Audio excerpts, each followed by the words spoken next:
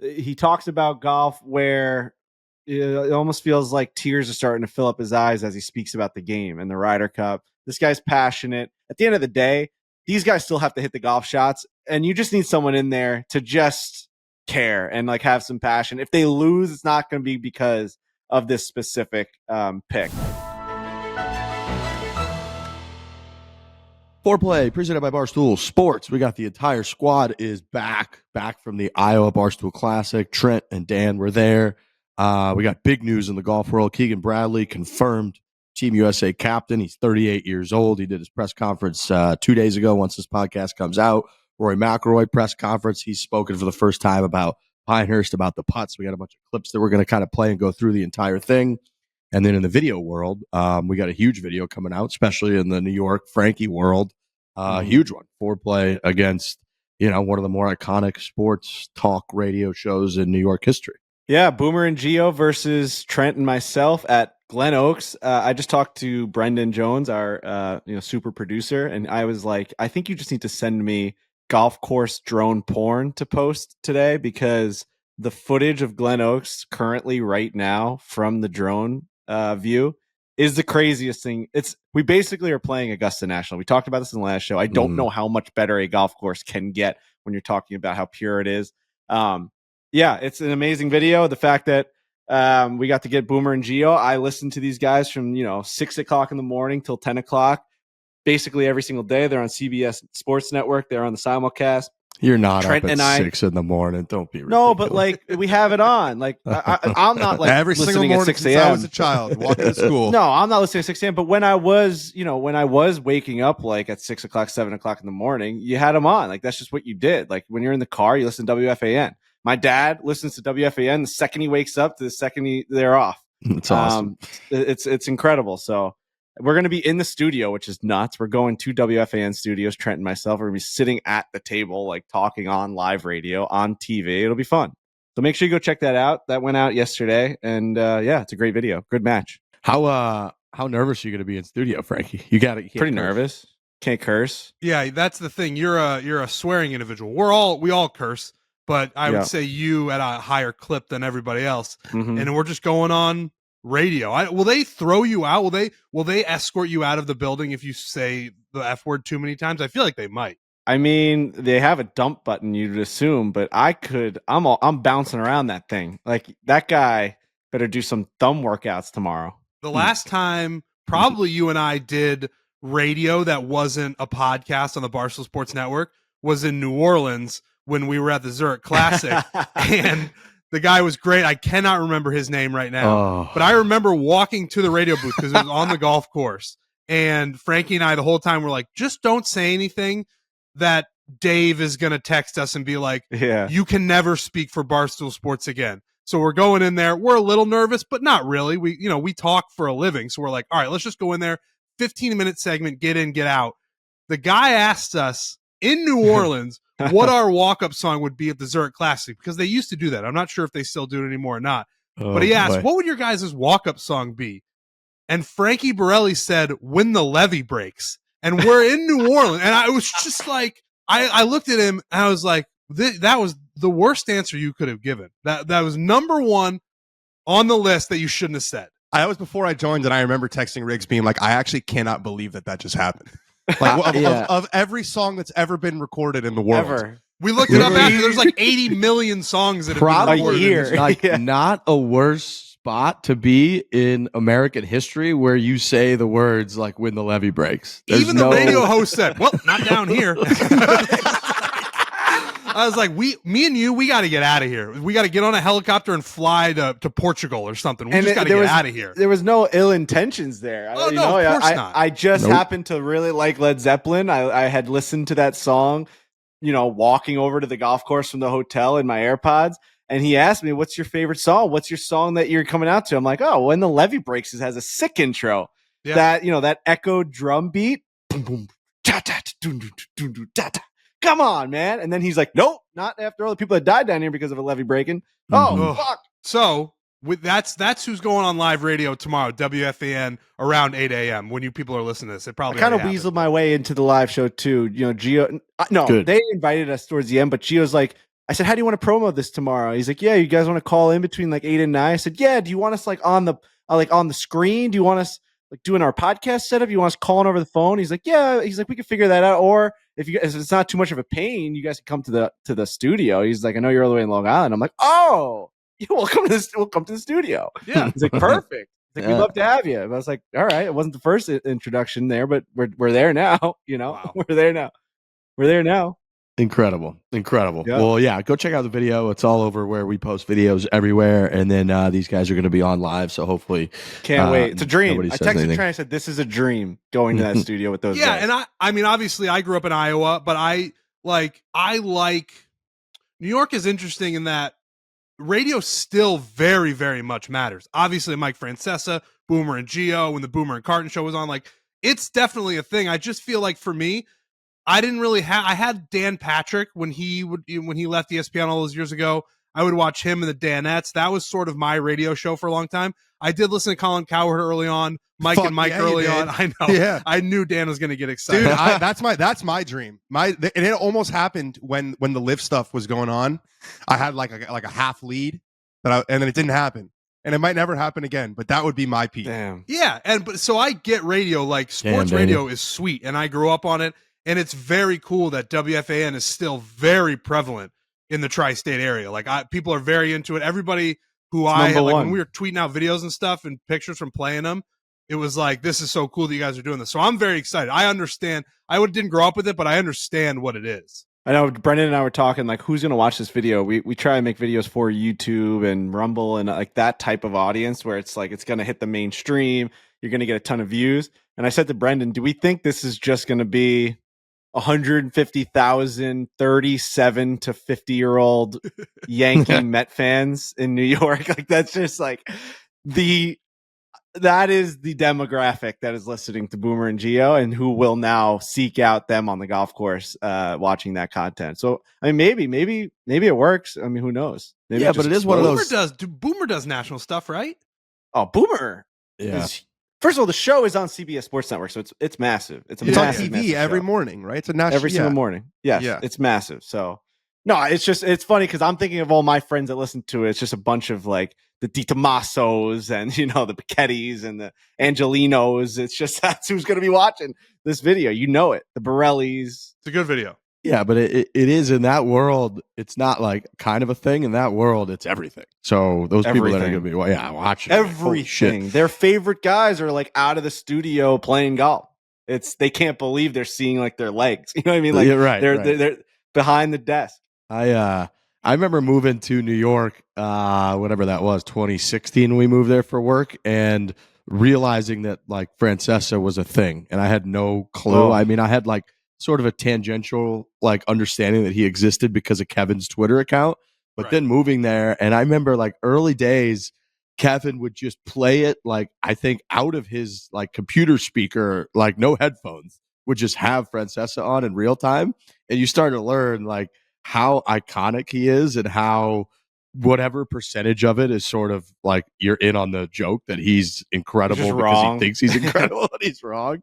And that was sort of my first introduction to that. And then you do realize that is an entire culture. That is in New York. That's not a joke. That's not like it's why Rico Bosco is Rico Bosco. Yeah, right. Yeah. Right. The radio guys also like not if it's outside of New York, they can be a true local celebrity, which doesn't really exist anymore, right? Like we expect everyone, if you're big in media, you have to have like, 500,000 followers or whatever it is. But there are guys in these cities, like, in a Lincoln, Nebraska, or in like wherever it is, where the local radio guy is fucking Jesus. Like he's the guy. And I think it's a cool dynamic it's kind of a dying breed, but I think it's pretty rad. It is. I mean, when Boomer and Gio sign extensions at WFN, it's national news for us. And then there's like a whole ecosystem, like Andrew Marchand, like guys who report on the radio scene. Like I remember when there was all this shuffle going on at WFAN, it was like that was New York Post big time news. Oh yeah. It's awesome. So go check that out. Great guys. Really, really, really good video. Yeah, my version of that growing up, we would either listen to the blues live or my old man would just have conservative talk radio on. That was like what we my grandpa, I grew up on Rush Limbaugh. I knew his voice before I knew what he was about. I would just go to my grandpa's and there was this guy who was a great orator, really like an iconic radio voice, and then you grow up and you just sort of realize where all that, just what it was, and you're like, wow, I didn't know that's what was going on in that radio. Oh yeah. Riggs, your dad's not a liberal? Dude, it was Rush, it was like Bill O'Reilly, and then there were a couple, like, it was obviously Hannity back in the day before he was like the Hannity that he is now. But I remember my dad just like once a week being like, the liberal media has dominated forever. Now we finally have our channel, which was just like the conservative talk radio there forever. So that was our version of the whole thing.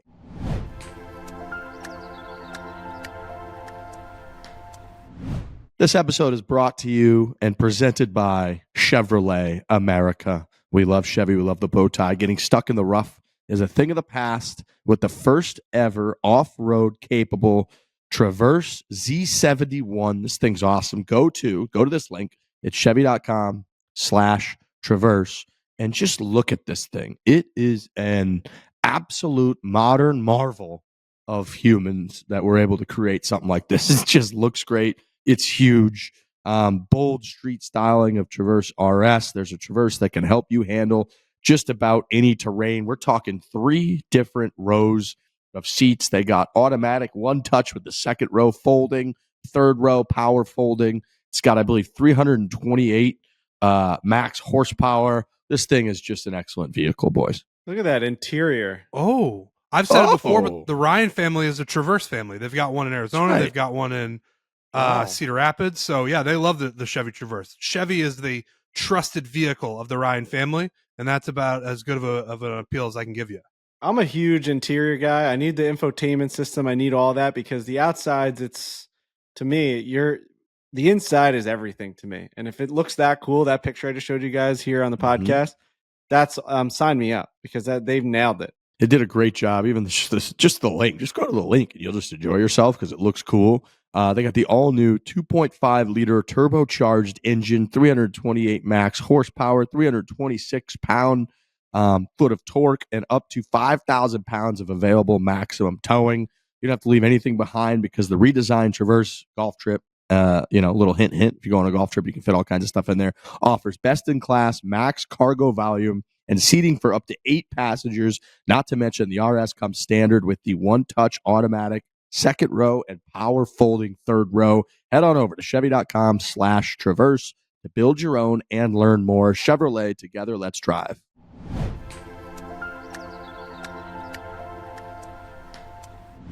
We've got Keegan Bradley. So we had a little bit of a weird timeline in the last show. It was me and Frankie, and when we started recording the show, we record on Mondays, we put it out on Tuesdays, we record on Wednesdays, put it out on Thursdays. We started recording the show. It was just announced that the next day, which would have been Tuesday, that they were going to announce who the Team USA captain was and that it wasn't going to be Tiger. That was pretty much all that was announced when we started the show. And then we began that conversation by being like, how about these lame fucking names that are in the mix? No offense. We like these guys. Webb Simpson, great friend of the program. Love seeing him around North Carolina. Not a Ryder Cup captain. Like, gets you excited kind of name. Stuart Sink, Matt Kuchar. We were like, what in the literal fuck? And then halfway through the show, they announce Keegan Bradley. And Bob Herrig comes out with it. And then within a half hour, it starts to be pretty confirmed that Keegan Bradley's going to be the captain. So we sort of pivoted to like, oh my God, is it going to be Keegan? Well, then right after we finished recording, they clearly saw that it had been leaked and it was officially confirmed everywhere. Since then, Keegan's been rolled out. We've got a clip of Keegan's first press conference that we've never done this before. This is brand new innovation when it comes to audio versions of shows. And we talked a lot about radio, but we actually have the clip and we're thinking that we could play the clip of Keegan. It's like his first 60 seconds or so of the press conference in which he kind of describes how he was chosen. So Alex Bush, if you can, I would love you to play this clip of Keegan. Jamie, play the at clip. The presser. I didn't have one conversation with anybody about this until I was told I was the captain. That's me. Okay. I got a call from Seth and John and Zach, and I had trouble. When they called me, I felt funny after the call because I don't think I reacted in the way that they were expecting me to. I was in complete shock, and it was heavy. Like I said earlier, I was a little bit uncomfortable with some of the guys of my idols that were looked over for this position, and I needed a second to figure that out. And it was, again, I don't think I'll ever have a bigger surprise in my life, but something Seth said to me was, your number was called. It's time for you to step up. And when he told me that, it sort of hit me, that this is a heavy job, and this is a group of people that trusted me in this, and it's time to step up to the plate and be the captain of this team. Dan, that was your question? That was my question. Yeah. Wow. I was like, because they were talking about, when he found out this, that, and the other, and I was like, well, what about when they first contacted you and we're thinking about this, and he said, that was the first time I heard of it. I think that's one of my biggest takeaway from that press conference was our good buddy Shane Ryan wrote a whole book about how they choose the captains and what's important and this, that, and the other. And then this time when Tiger said no, they were just like, Keegan. And then 2 minutes later it's Keegan. And then they called him and that was it. So there are a lot of things to break down from that. I'm with you on. I'm a little bit split. Overall, I love it. I fucking love it. Keegan Bradley, I think there's a lot of energy around it. There's been plenty of captains that have been chosen that people just don't get that hyped up about, or that it's almost obligatory, right? It's like, this guy had X career. He's friends with all of the guys. He won a couple majors. He needs to be a Ryder Cup captain. He's now this age. He shall be Ryder Cup captain. And it's kind of like, okay, this is clearly outside the box. This is clearly doing something bold and different. This is clearly reacting to Netflix of all things, which, again, I think most people like it. I'm a little bit torn on the fact that on one side of the equation, we have 10 years ago that Team USA Ryder Cup starting a fucking task force like we were going into Iraq for the second time to figure out the future of the Ryder Cup, because we had such a mutiny with Phil and Tom Watson after they got dusted on foreign soil and the whole thing, to where it was so important what the future leadership of the Ryder Cup was going to be that they created a task force and had a whole deal. And then on the other side of the equation, we got these guys firing from the fucking hip. Like, somebody was just in a meeting and was like, what about Keegan Bradley? And they were like, yep, that's it. And then they called Keegan Bradley and they weren't like, hey, we're going to interview you. We're going to fly you into wherever the fuck, into Frisco, and go through the process. We're going to put you through a stress test. Nothing. They called him and were like, you're the captain. You're just the captain. And he was like, what? And obviously loved it. So yeah, I love it overall. I think it's shocking that their decision process was they just called Keegan and were like, you're the captain now. Yeah. End of the day, it's a couple people making a decision. I think it's good. It's one of those cool moves that you're like, what if they made Keegan the captain? You talk about it with your buddies on the 19th hole and you don't expect it to ever happen, because you're right. In the past, the Ryder Cup captaincy has been essentially a reward for a life well lived in golf. You won a major, you won a couple majors, you played the system, you were an assistant captain for a couple teams, you said the right things. I also thought it was really interesting that Stuart Sink was like, I don't know if you guys saw, he did an interview. I think he's playing a senior tour event this week, and he was like, I was really, really upset. It was like, he was like, I thought I would have liked to have been in that position. This was the first time where it felt like, and they also were very public about like, yeah, Tiger was the first choice and they turned us down. So it was almost, it was weird. It was like, usually this is such a bureaucratic decision that happens behind closed doors and in meetings and you never hear anything. And this time it was like, how you choose the guy to organize the bachelor party. It was just like, yep, you're doing it. Well, first of all class from Zach Johnson making the call to Keegan. Yeah, big redemption arc. Really, really nice. Hopefully this is the beginning of the rebuild for Zach Johnson. But also the knock on him, and there's a whole lot of them, was kind of like the Luke Donald leading up to the Ryder Cup was showing the European team all these videos and all these hype videos and Chevy, and he sort of tied all of that together into one big hype video. And Zach, it just kind of felt like didn't know what he was doing, isn't a rah-rah guy at all. He's just sort of go out there, do your job. So to change the narrative on like, yeah, Keegan didn't go through this big process of like, can you do this? Do you deserve it? Who are we looking over? Blah, blah, blah. But he's a great Ryder Cup captain. He's going to give a fuck, and he's going to play those hype videos, and he's going to get the guys jacked up, and he's going to red, white, and blue, bleed it, Bethpage Black. Like that, it's going to be that. I think it's such a change from Zach Johnson that the Team USA American Ryder Cup team needed that, and they needed a pivot. Tiger would have been great because he's Tiger Woods, but if not, go with the guy who got looked over last time, but really, really, really gives a fuck about the Ryder Cup. I also like when all this was happening, all I could think about was a lot of people who only watch Full Swing, right? They don't really watch golf, and so they're going to learn this next year, and they're going to be like, "Wait a minute, the guy who fucking didn't make the team, who we all cried about, now he's Zach Johnson." Like this is all. It feels so dramatic and so scripted that it's hard to believe that it's real. Like the run that Netflix has gotten, the things that Netflix has gotten since they made this golf show, the whole live thing, Scotty Scheffler's arrest, Rory, the divorce, and then he misses the putts, and it's him. He's the guy who chokes it away, and then they get Keegan Bradley over, like taking over Zach Johnson's spot after Zach Johnson screwed Keegan Bradley. I mean, the narrative, as I'm sure you guys know, for people who don't watch golf, is that Keegan got boned last year and that Zach was an asshole about it. If the Ryder Cup comes up, they're like, fuck that guy. Like that's what I hear. And so I think people are going Zach Johnson has been getting that everywhere. I mean, remember the Phoenix Open where he was just he eventually snapped, which we on this show have been very forward about trying to make fun of Zach Johnson. I don't think we touted him as the greatest Ryder Cup captain of all time, but I also don't think like it was really his fault that we lost. I think like at the end of the day, he wasn't a great Ryder Cup captain. I don't think he deserves all the shit that he's gotten where every drunk fan, and we've talked a lot about like why people say shit, whether it's like to PGA Tour players, whether it's to us if they walk by us at a tournament.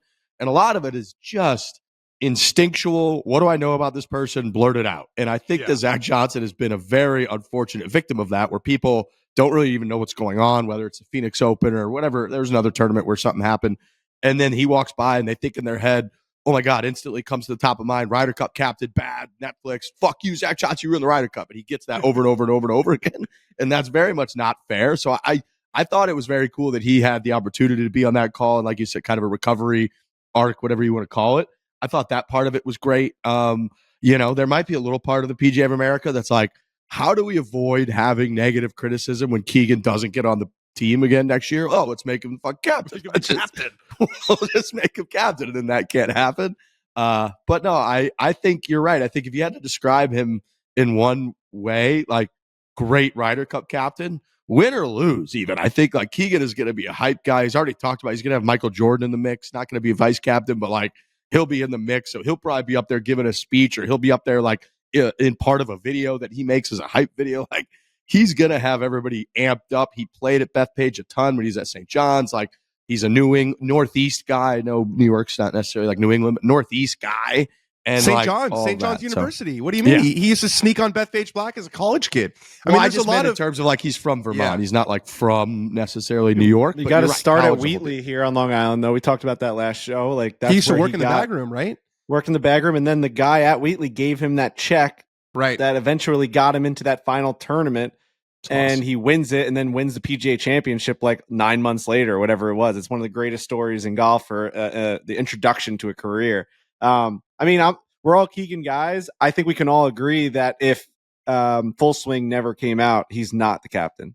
I also asked him that yesterday, and he denied it big time. But I was proud of myself because I felt like that was the question that everyone was wanting. I was like, you talked about how this was a big, decision for you to let Netflix in. Do you think in a way that episode helped you get the job? And he said no. But the answer has to be yes, right? If that doesn't happen, there's no chance. All the drama and the reasoning for why you would pick him, and like the motivation behind why he's going to be motivated, right? Like if you're Seth Y, you're like, this guy really wants it because he got boned last year. The whole world only knows about that because he came on Foreplay and because of the Netflix show, and he told the story of it. But that's all behind the scenes shit.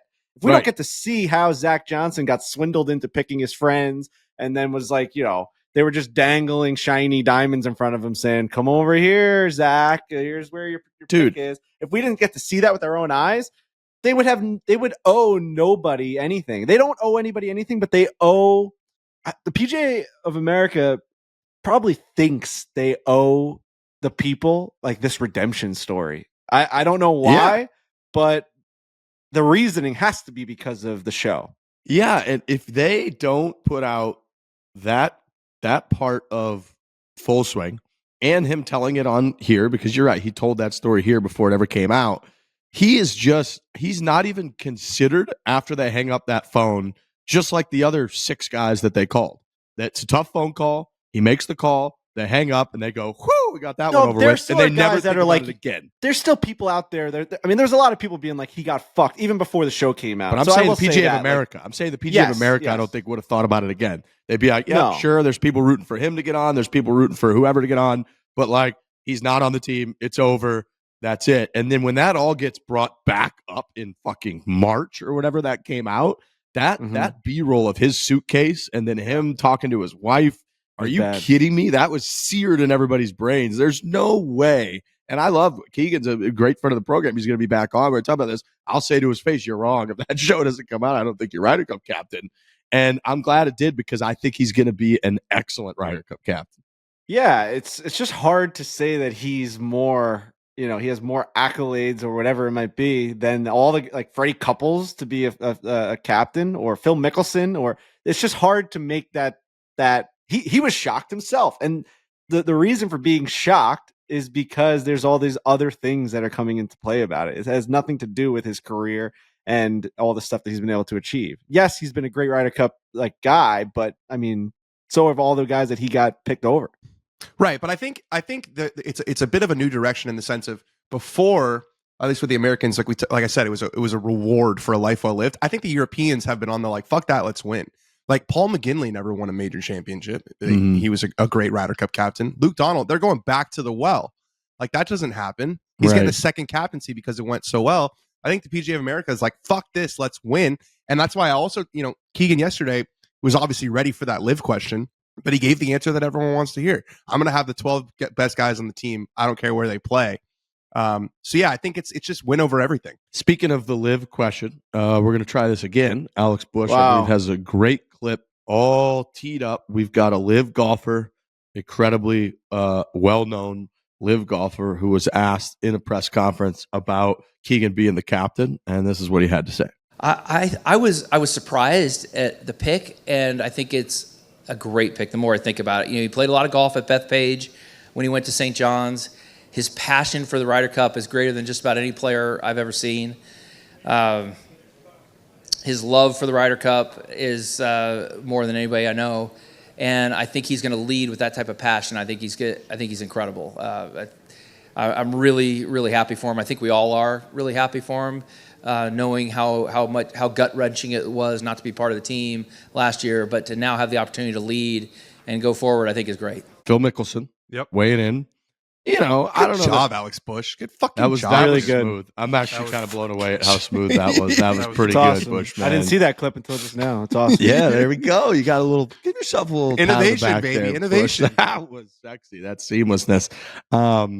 Phil weighing in. Now, look, I don't know that Phil's always been known as the most truthful and sincere speaker in the history of the world, but I think that he there was kind of saying what a lot of people are thinking, which is, he likes to pick. So, yeah, the energy is great. I was talking with a couple of friends last night. There's really not much a captain can do aside from making a good format of teammates, like picking a good format for your team, and just having energy. Right. I mean, you're not going out there and hitting the golf ball for them. So, I mean, there's really not much to do. The night before each round is the most important part. That happens when you're sitting around the table, you're doing matchups, you're doing all these pairings. But like, just bring the energy, man. Like the right energy, like the guy energy, and that might be all they need. You just need somebody who gives a shit, who really gives a shit, who will be like. Dude, Zach Johnson cared a little too much. Like he's a weirdo about that. But he's shit. not He's a like rah guy. That's the problem, and that's what it's you hairs. need. Like, but I guess like is Steve Stricker a rah guy? No, but here's the difference, though. I think is that I think Zach Johnson cared a lot. I think he cared immensely. He's like emotional, the whole deal. I think he really struggled to have conviction in his own belief in his own choices. All right. Like, I think that we saw him so wishy-washy, like, who should I pick? Who should play with who? What should it be? Who should we do? Like, instead of being like, this is what it is. And I think I'm almost the more we look at the whole thing, and Europe going back to Luke Donald, hindsight's 2020. It's almost crazy we didn't go back to Steve Stricker after the greatest drubbing in Ryder Cup history, and then just send his ass over to Rome and let him lead again. Because I think Stricker, like you're saying, not a rah-rah guy, but I think Stricker, I mean, from Shane Ryan's book, again, one of my favorite golf book, maybe my favorite golf book I've ever read was that book about the Ryder Cup, and Stricker was immersed in the whole thing. I mean, for 2 years, it was his entire life, from talking to his vice captains nonstop, data, talking to the players, getting the players together, focusing on the course. And then I feel like his difference between him and Zach Johnson was he was assertive, took all the information in, and then was confident in the decisions that he made at the end. And I feel like Zach Johnson did a lot of that other stuff, but at the last second, he was a little bit looking for other people to kind of verify the choices that he should make instead of being like, nope, I'm the guy, the buck stops at me, this is what we're doing. And I think that kind of let him down a little bit. I like getting away from the legacy thing. Like Zach's very much was, he's had a great career, 2 majors. Now he's taken over this team that just absolutely crushed at Whistling Straits. So it's almost assumed like, all right, now he's going to win. He's going to be a winning Ryder Cup captain. And I don't know if he's thinking that, but along the line, you got to get that feeling where you're like, wow, this is going to be the cherry on top of a Hall of Fame career. And it just didn't work out that way. It actually went way south and has been a disaster. I don't care about any of that. I don't care about someone putting the cherry on top of their career. The guys in that locker room want somebody who's like, I care about the Ryder Cup and I want to win. And that's Keegan. Bottom line, I think it's going to work.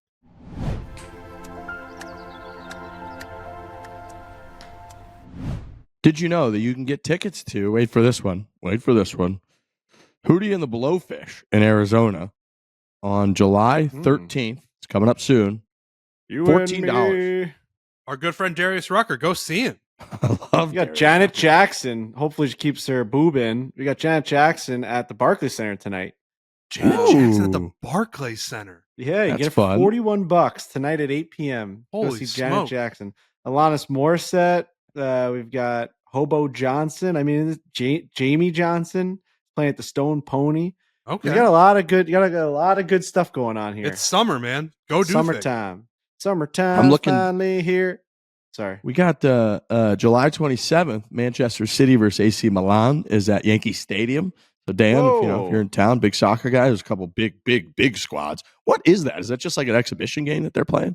Yeah, the big European teams like to come to America to start their year because the weather's good and the players enjoy it and they make a lot of money. That's $71. You can get a ticket to that on Game Time. So Game Time's great. That's right. With Game Time, the official ticketing partner of Barstool Sports, finding tickets for less has never been easier. They've got flash deals if you are looking for sudden discount, zone deals if you're feeling a little bit flexible, and their lowest price guarantee. That means that if you can find the same seats for less anywhere else, Game Time will credit you 110% of the difference.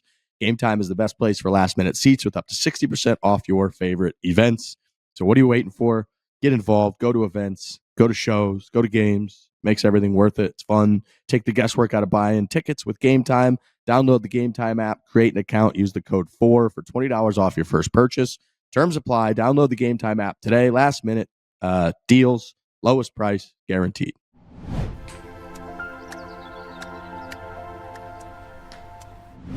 Yeah, I mean, I don't want to stand up for Zach Johnson. It's something I don't want to do, but like he had a tough go, man. Like with Liv and who he could pick and all of this shit. It wasn't the easiest year to be a Ryder Cup captain. I will say that. I mean, Whistling Straits was a fucking layup with that was the dream team, man. Like you had Bryson driving the green. He had swords up in the air. European team wasn't as strong.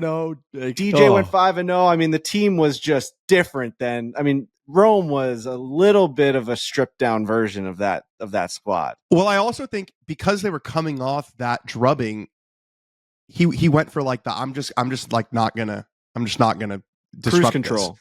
Right, cruise control, and also the timing of the event. It was, what was it, like 6 weeks after? Remember we played didn't we play Wyndham Clark like in between, or maybe that was just after? But I remember like those guys weren't playing. No one played for 6 weeks before, and that was the crazy part. That was all 12 Europeans played 2 weeks before. I think it was at Wentworth or whatever it was.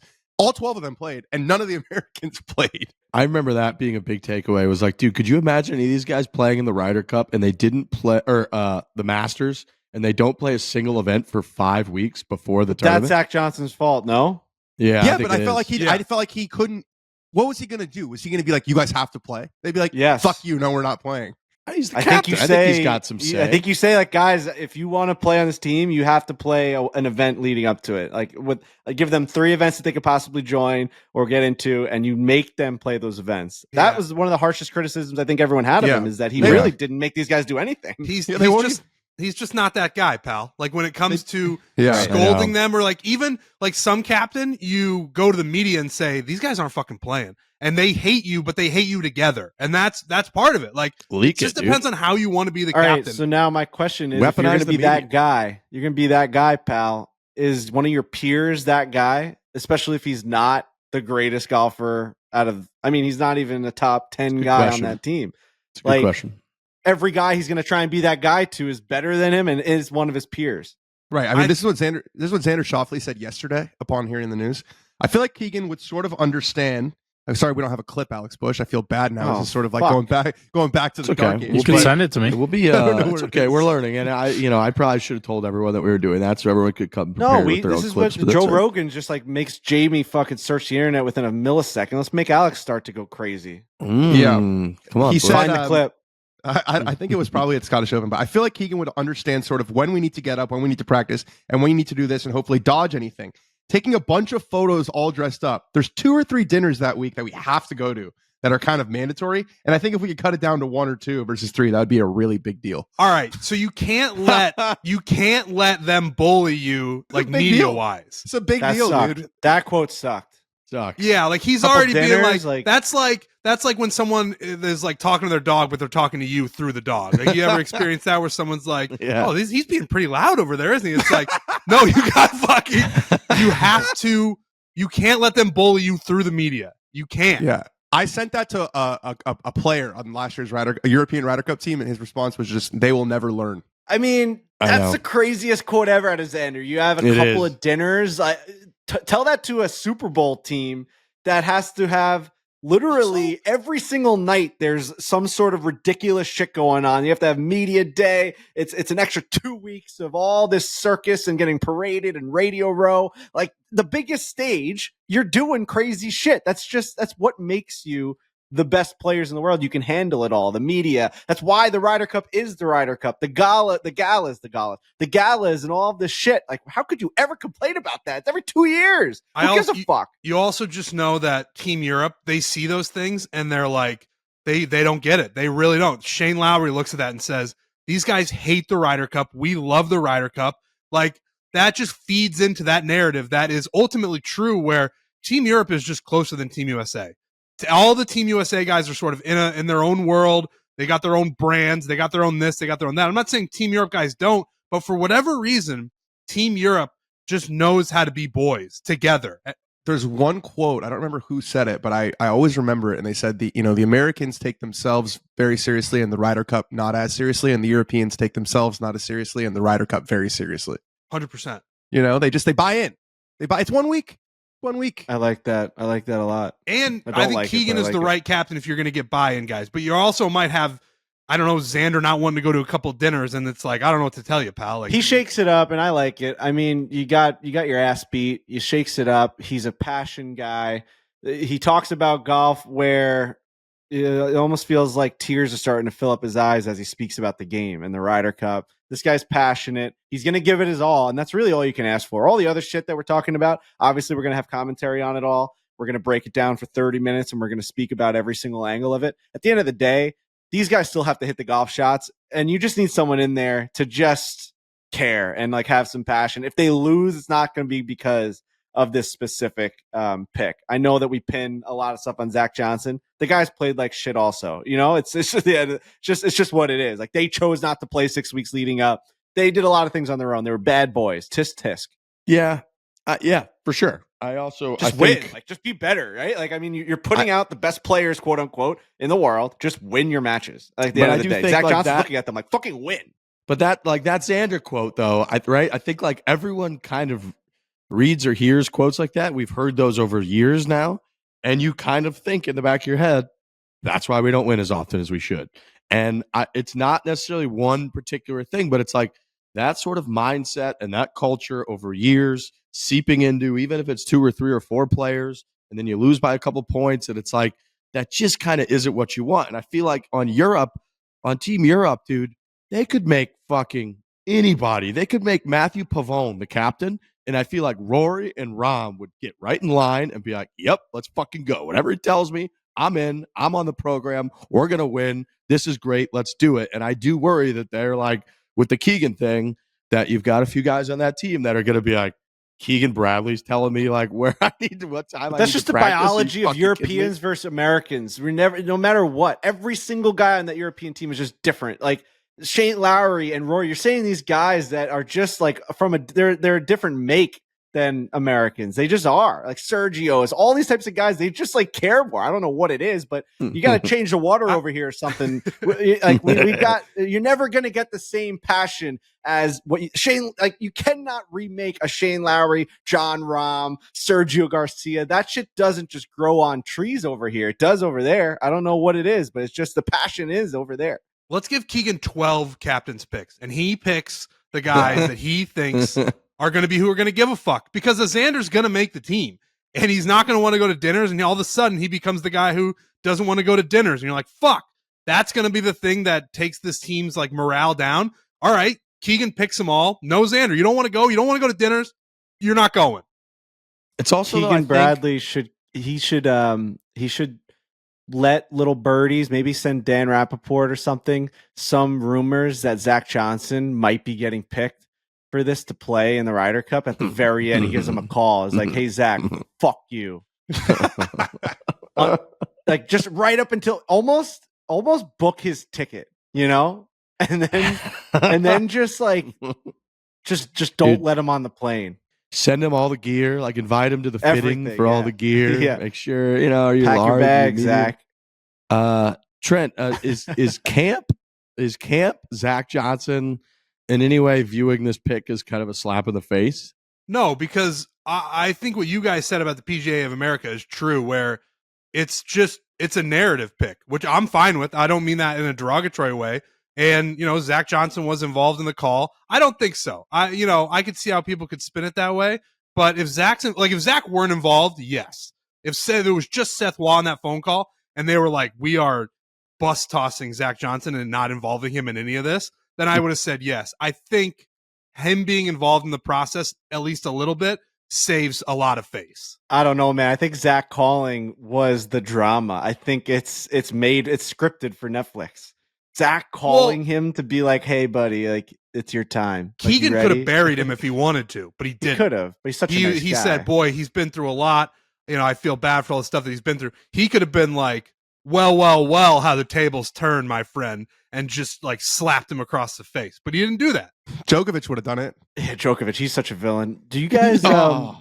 That guy's my favorite athlete right now. I knew you you love that guy. That guy is fantastic, dude. Yeah, he's a movie villain. Speaking of tennis real quick, Tommy Paul, right? Stud American tennis player. He came into the office like 3 years ago at the height of COVID and played ping pong against us. We were in a real big ping pong mode at the Barstool New York City office. We had stool streams going. We had a league rankings. We had live events where I would live matches where I would dance on the graves of everyone that I was beating. It was the most fun I had at work, I think, ever. You know, I would go to work with the shakes, like knowing I had a big stool streams match at 2 p.m. against like Hank or Hubs or whatever. And Tommy Paul came in, and I remember I went out to go do pizza reviews or something, and he was just beating everyone in ping pong. And we were filming the whole thing. He went like 19-0 in games to 11 in ping pong. And someone grabbed me right before he left. I think it was Hubs. And he goes, Frankie, come play this guy, Tommy Paul. And I didn't know who the fuck Tommy Paul was. So I went in there, and I'd heard he won 19 in a row, and he's a fucking good looking tennis player. And I'm playing against him. And I went nuclear. Every return, I just went for the home run. And I was skimming edges. And I beat his ass in ping pong, right? And this is on film somewhere. We've never released the footage, and the footage apparently got deleted. And I texted Hubs. Hubs yesterday. I said, I demand the footage of me beating Tommy Paul so I could tweet it out while he's up 1-0 against Alcaraz right now. And he goes, bro, it's gone. I said, that's unacceptable. We film every everything in this world at Barstool. I filmed I filmed me talking about shoving a fucking half moon ice cube up my asshole after eating a hot chip. And that plays on fucking the internet every single day. I see it pop up. Where the fuck is my footage of beating a fucking tennis superstar in ping pong?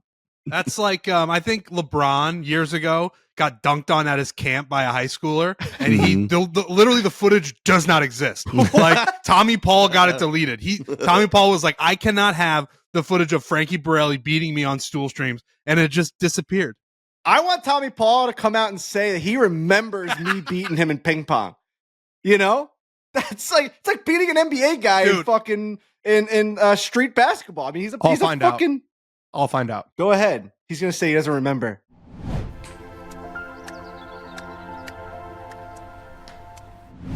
Summer is all about the freedom to have fun. Freedom. 4th of July was just last week. We're all about freedom this week, last week, this whole month, this whole year, really the last like 250 years. You don't have to blow your budget on a trip to make the most of the summer because you can forget a vacation and take yourself a nice tequila-cation with the new Truly Tequila sodas. 4 great flavors. These things are delicious. They were flowing in Iowa. Oh yeah, They were flowing. People loved them. Barstool Classic, it's totally changed the game. I had a bunch of people over the other day in the backyard, and I had a little cooler outside just filled with tequila sodas from Truly. And a lot of my friends have not tried the new tequila sodas, and they were pleasantly surprised. They're a fantastic drink. I'm telling you right now, don't just take our word for it. Just try it for yourself, man. Go try it. Pick up a case. You are going to be happy.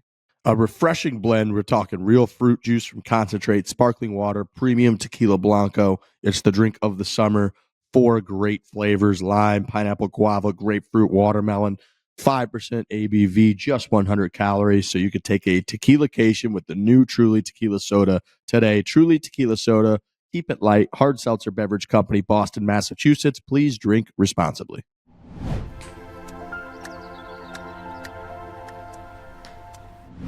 That Djokovic clip, I don't follow tennis at all. I have no idea what's happening. I watched that clip, and I still don't know who he's talking about. He's talking to the crowd, obviously, but like, Yeah. he's clearly like not the most liked guy. No. I legitimately thought I was watching the beginning of a Batman movie. Like Dude. when Bane goes to the football stadium, that's what I felt like I was watching. I was like, what is this guy talking about? Trent, dude, he looks like a villain, and then he's clearly like the crowd has forever. They loved Federer and they loved Nadal, and he was just the guy that was not either of those two guys. And then he does all kinds of shit, like he air quotes like fakes injuries all the time to like slow down the other guy, and he takes forever to serve when he needs to like get in, and then beats everybody. He's got the most wins, so he's like the guy. And man, when he addressed that crowd, anybody else would have been, you just let it go. Like, you won the match. You don't really care that much. You have 27 majors. Dude, you kind of go through the motions of like, oh, it was beautiful. Can we out play here the tonight. clip? Thanks for all the support. You got to make sure you get this clip in here, Bushman. But for him to then just be like, and this crowd here, I know you guys are disrespectful. He's like, you think you know your tricks there? Where his name's Rune, and you guys are tricking me into boo. I know what you guys are doing. That was unbelievable. It was unbelievable. What a psychopath. He's great, dude. He is fucking to be great. the best and then also still be that petty, and not petty, but like, you know that you're going to go after the crowd like that and play the villain role is so unique and not common in this day and age. Like, if you're a hated superstar, you just kind of just keep moving along, right? You don't get like really into the mix with people like that. And he just keeps feeding the fire, man, throwing coal on that shit. He's phenomenal. And like, I was guys loving booing him, or like, boo, like booing him. They're even booing more. him during him being like, you guys boo me. I didn't see the full clip. I need to listen to this. Oh, Dude, he said you can't touch me. He said you guys can't Come on. touch me. He said I've played in more hostile environments than Oh, this. here You we go. can't Here we touch go. me. Here we go. Here we All go. right, Get play this it. up here. Come on. To all those people that have chosen to disrespect the player, in this case me, have a good night. That's because they were chanting Rune for Casper Rune the whole day. It gets better. It gets better. Yeah, he's got. Good night. Good night. Very good night. Yeah. Very good night. Okay. Keep going. It gets better. commenting on Rune and that they weren't disrespecting you. They were. I don't accept it. No. I know they were cheering for Rune, but that's an excuse to also boo. Listen. I've been on the tour for more than 20 years, so trust me, I know all the tricks. I know how it works. It's fine. It's okay. I focus on the respectful people that have respect, that paid the ticket to come and watch tonight, and love tennis, and appreciate the players and the effort that the players put in here. Laughing in the crowd. I played in much more hostile. No. Oh, that was the best part. The end's the best. The end's the best. It cuts off. Every single clip I found said it was copyright claims. This is the only one it says, I find. played a more hostile environment than this. You can't touch me. Like a Rocky villain. God, He's the best. You can't touch me. Dude, remember when he had, in the height of COVID, he had like an invitational tournament with all the players. They all got COVID. Didn't he also unbelievable? He like refused. They wouldn't let him play in the Australian Open, right? Because 2 years they wouldn't let him play in the U.S. Open because he wouldn't get the vaccine. Is he best player of all not time. done, or is he? I mean, he clearly won, so he's in the semis. I mean, he's definitely like, there's not much time left. Wait, but that speech wasn't the winning speech? No, that it was after the was quarterfinals. Yeah, after he won in the quarterfinals. No, but I mean, that's he has what I not mean. won Wimbledon. No, he is. No. Oh, I he's thought got- that was like I won the No. big event that we're playing. Oh, that was he's the got to play in quarters? front of that crowd. He's got to play in front of that crowd like today. Yeah, it's going to be incredible. Oh, well, now I'm gonna Yeah. watch. Yeah, me too. That's a speech you give when you're holding the trophy. That's I know. not a quarterfinal No, speech. they're gonna boo the shit out of him. Oh man, that's good. I love stuff. how much Nick Kyrgios loves it. He's tweeting, "Have a good night." Ha ha ha ha. He like loves the whole thing. God, that guy's the best villain. We need one of those, man. We need somebody like that in golf. That would be like if like Patrick Reed were the number one player in the history of golf and won like 25 majors. It was just up He's there the chirping only everybody. guy who would probably do something like that. Him Oh, or man. if people hated Rahm, which they really don't anymore, but he would give a speech just like that. Oh, yeah. God. Yeah. 100%. Yeah, that was excellent. Yeah, that was should boo on the golf course like that and just have Rahm should try and be the Joker. Just fucking go after everyone. Just be the villain at this point. Own it. He would be the best villain ever, Rahm. Yeah, he would be. That was a WWE clip right there. I mean, just people booing him while he's up there chirping. Have a good night. Good night.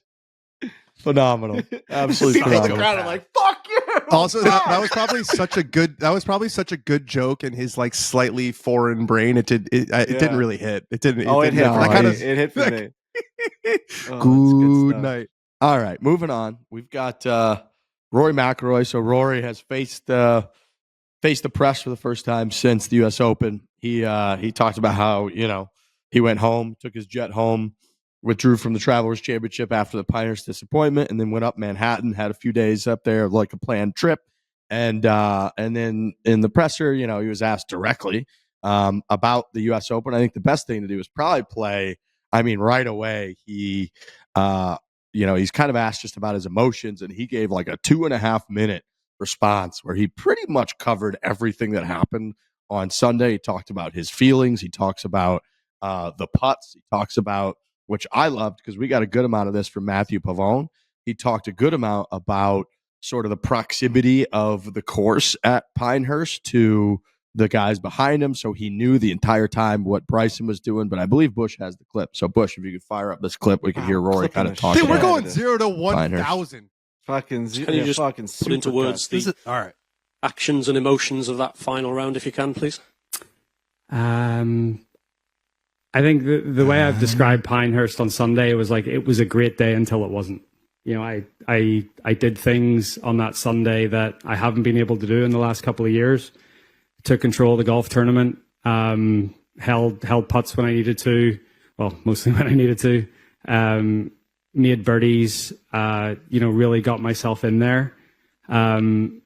And then, obviously, unfortunately, to miss those last two putts, or the putt on 16 and obviously the putt on 18. It was a tough day. It was a tough few days after that, obviously. But I think as you get further away from it happening, you start to see the positives. You start to see all the good things that you did throughout the week. And there's learnings in there too, right? I can, vividly remember starting to feel a little uncomfortable waiting for my second putt on 16. And pause that real quick, Bush. That to me is incredible that he said that. He goes, I vividly remember starting to get uncomfortable before my second putt on 16. He was the only one. It was 2 feet. Everyone had moved. Everyone had already moved on to 17T. It was an afterthought. That was a 2-foot putt that he missed. That was like the dead straight one. First of all, that's why I love Rory, because like how candid he is about that. But him saying like, I vividly think about how many times in the last 3 weeks he has gone back to that moment in his head of how, and that's so fucking relatable. Like we've all gotten to that point where like you're about to hit a shot or he's not even about to hit it. He was like, as he said, as I was waiting to hit my second putt, he remembers vividly becoming uncomfortable. And then he misses a 2.5-foot putt. That was when the stat came out that like Rory was 496 for 496 inside of 3 feet. And then he misses that one. And he himself was like, yeah, I started to get uncomfortable before that putt. That's right. And that's a guy who's thinking I'm going to win the US Open at Pinehurst. Like he's like, let's go. I'm like, I want to get this done with. I'm getting uncomfortable. And then he fucking misses it and it's over. Oh, wow. Brutal. All right. Keep going, Bushman. The putt on the last was it was a really tricky putt. And I was very aware of where Bryson was off the tee. So I knew I had to hit it really soft. If the one back didn't matter, I would have hit it firmer and it would have been, but because I was sort of in two minds, I didn't know whether Bryson was going to make a par or not. It was one of those ones where I just had to make sure that if the putt didn't go in, that it wasn't going 10 feet by, which it very easily could have. So, and yeah, thinking back, I was probably maybe a little too aware of where Bryson was and what he was doing, but I think it was the nature of the golf course and how the golf course flowed and how, after the 14th tee, you're sort of looking at 13 green, and then I had to wait on my tee shot on 15 before he hit, to let him hit his second shot into 14. And, there was just the way the course flowed. It just... Pause it for a second. It's actually, the course was a huge role in the drama of the whole thing. And I remember it so clear. Like it was to the point where like Rory had to be like, yeah, you go, like to Bryson. Yeah. That's insane. That's so cool. That's really so cool. It's also like, it's nuts how impactful being in the final group versus not being in the final group was, because Rory finished the day before on Saturday with like a couple bogeys over his last 3 or 4 holes. Whereas if he finishes 1 or whatever, 2 strokes better on Saturday, he's in the final group, and then none of that shit matters. And he kind of knows exactly what Bryson's going to do. But even him right there talking about the putt on the 72nd hole being like, because he hit, I mean, we all have seen it a trillion times. He did hit this like kind of slightly soft left to right putt, knowing in the back of his mind, like every other golfer that's ever played the game, being like, I would really like to make this putt, but I still might be able to win the tournament if I could just make the next putt too. So I don't want to hit this 10 feet by.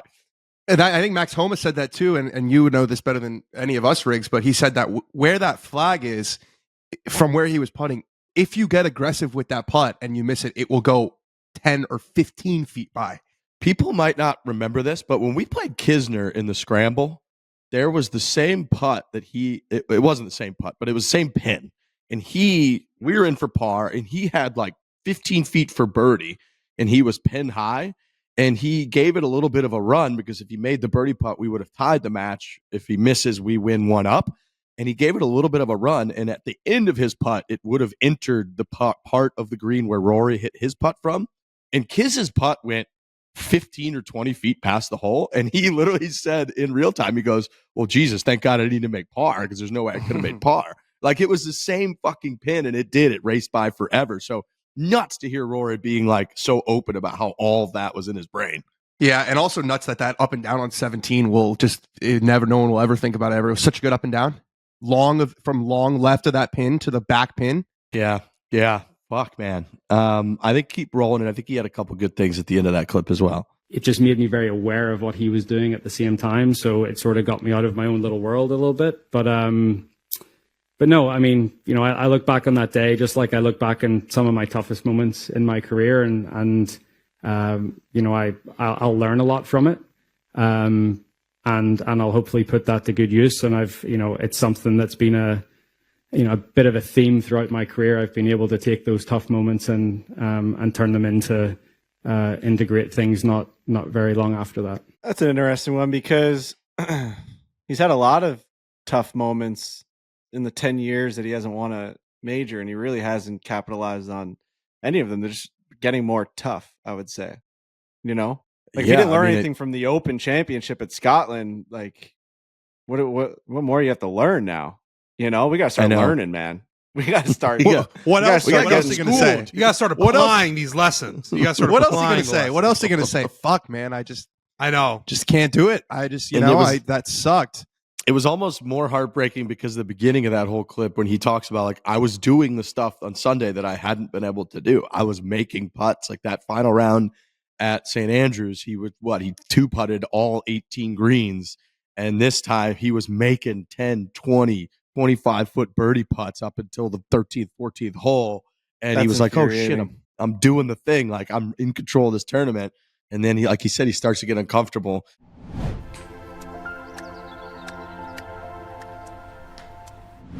Precision Pro is offering the best rangefinders in golf. They're fast, which is incredibly important. They're accurate, which is maybe the most important. They're easy to use, and they just feel firm and stable. You know what I'm talking about when you get your hands on one of these things? They got a good weight to them. Really good weight. My Precision Pro tells me the front and the back of the green. Yeah. How nice is that? I don't know how it does it, but it does it. It's a great rangefinder. Got Alex Bush one. Have you used it yet, Alex? No, I just got it yesterday. Feels nice in your hand. It does. Got a good weight. Providing accurate yardages to plus or minus 1 yard and excellent target lock. That's another key. It gives you that nice little vibration feel when you lock on the target. The Titan Elite Rangefinder, which is their new flagship product, is the new gold standard for golf rangefinders. Aluminum shell. That's why we're saying it's got that nice weight to it. It is IP67 dust and waterproof, which is nice. Plus Bluetooth connected features like GPS yardages and Find My Titan. That's probably how you're able to get the front and back of the green, which is incredible. It's got that nice magnet on it too. So I don't know. It's for the birds. If you've got a rangefinder these days that you don't just put on the little post on the cart right there through the magnet, that's just, you hop out of your cart, you grab it, you point it. It's got a nice weight to it. It's just, now you're living. Now you're doing the thing. Pull right up next to your ball. It's awesome. Best in the industry in customer service as well, where you've got a 90-day money-back guarantee, easy warranty process, and 30% upgrade discount for returning customers. Head to precisionprogolf.com and use code FOREPLAY, FOREPLAY. That's one word. Again, that is precisionprogolf.com. Use the code FOREPLAY, and we're giving you $20 off your next rangefinder. $20 off next rangefinder, precisionpro.com. I'm sorry, precisionprogolf.com. Use the code FOREPLAY.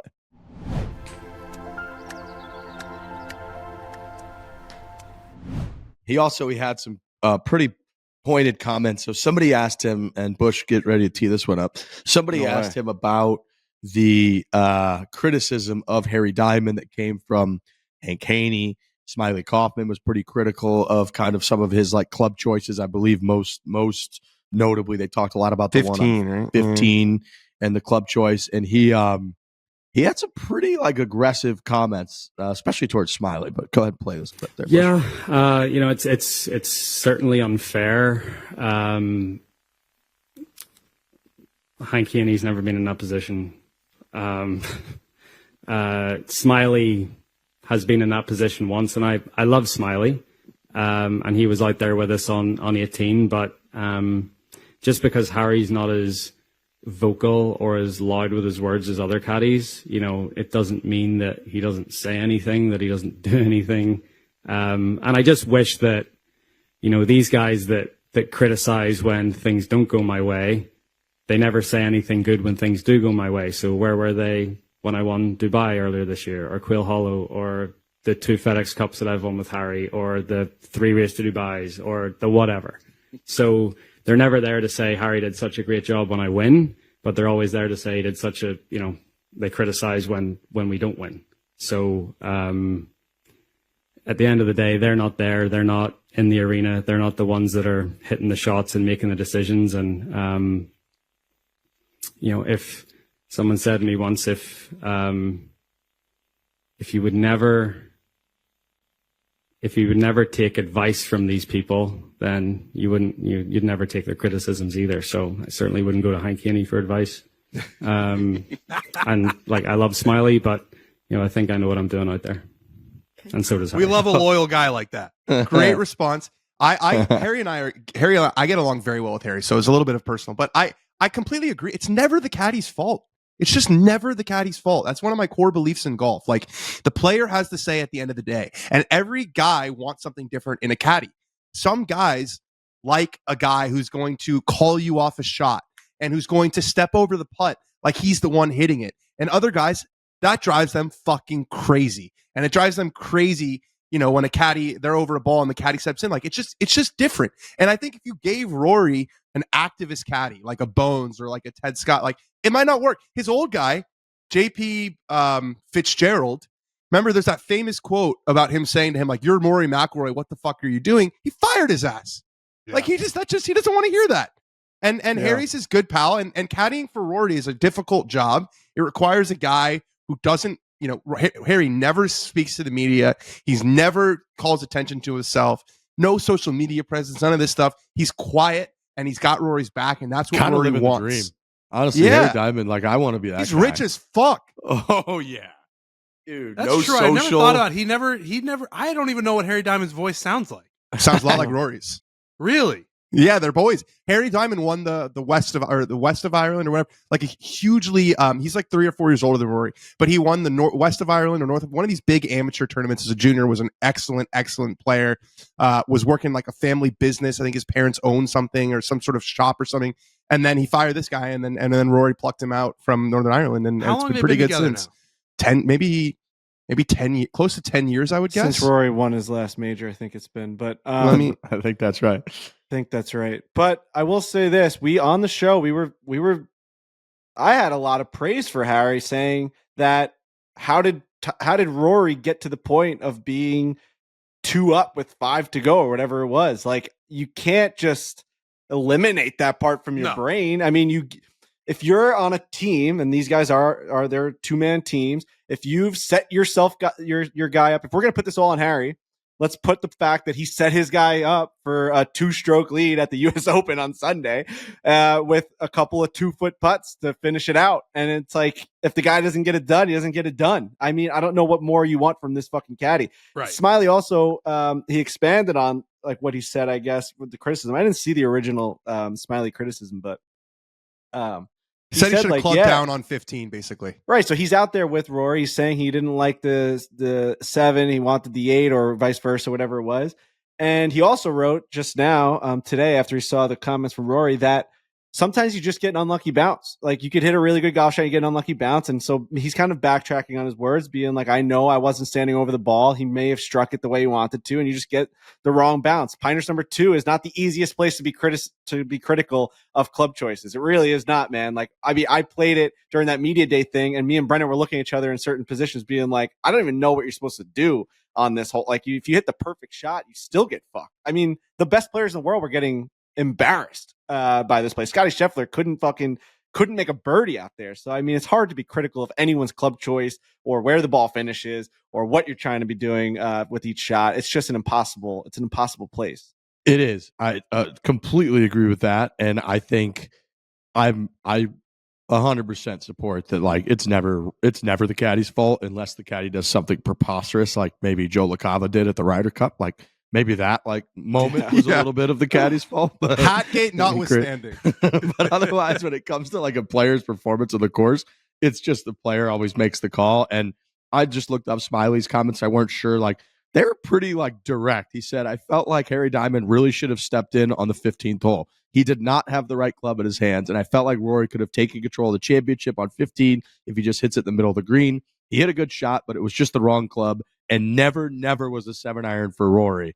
So, I mean, again, that's not but really. Why couldn't Harry just think that was fault. the right club also? Like, why are you eliminating the idea that Harry and Rory both thought it was a 7-iron? Like, right. You're It's not a expecting video him to game. step up and be like you're expecting Harry to be like, wait a minute, you have the wrong club. Like, that's not reality. They both thought it was a 7. Or who, because Harry's so quiet, they might have had that conversation.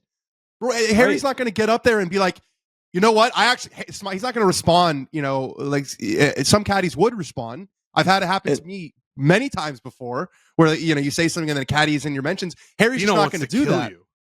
Yeah, he's back, by the way. Love to see him back. You almost killed him. Oh, Maybe, it's great. He's back, man. The guy's back.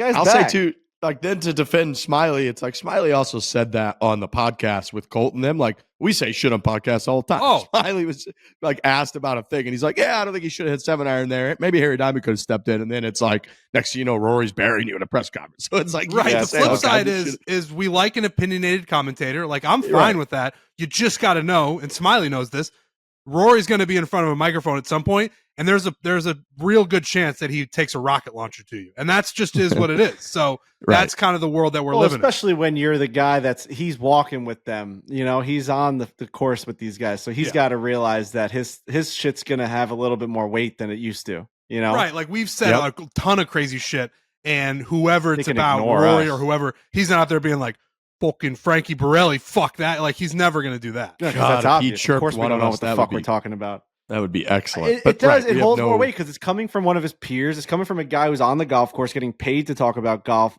at that event to cover that exact moment.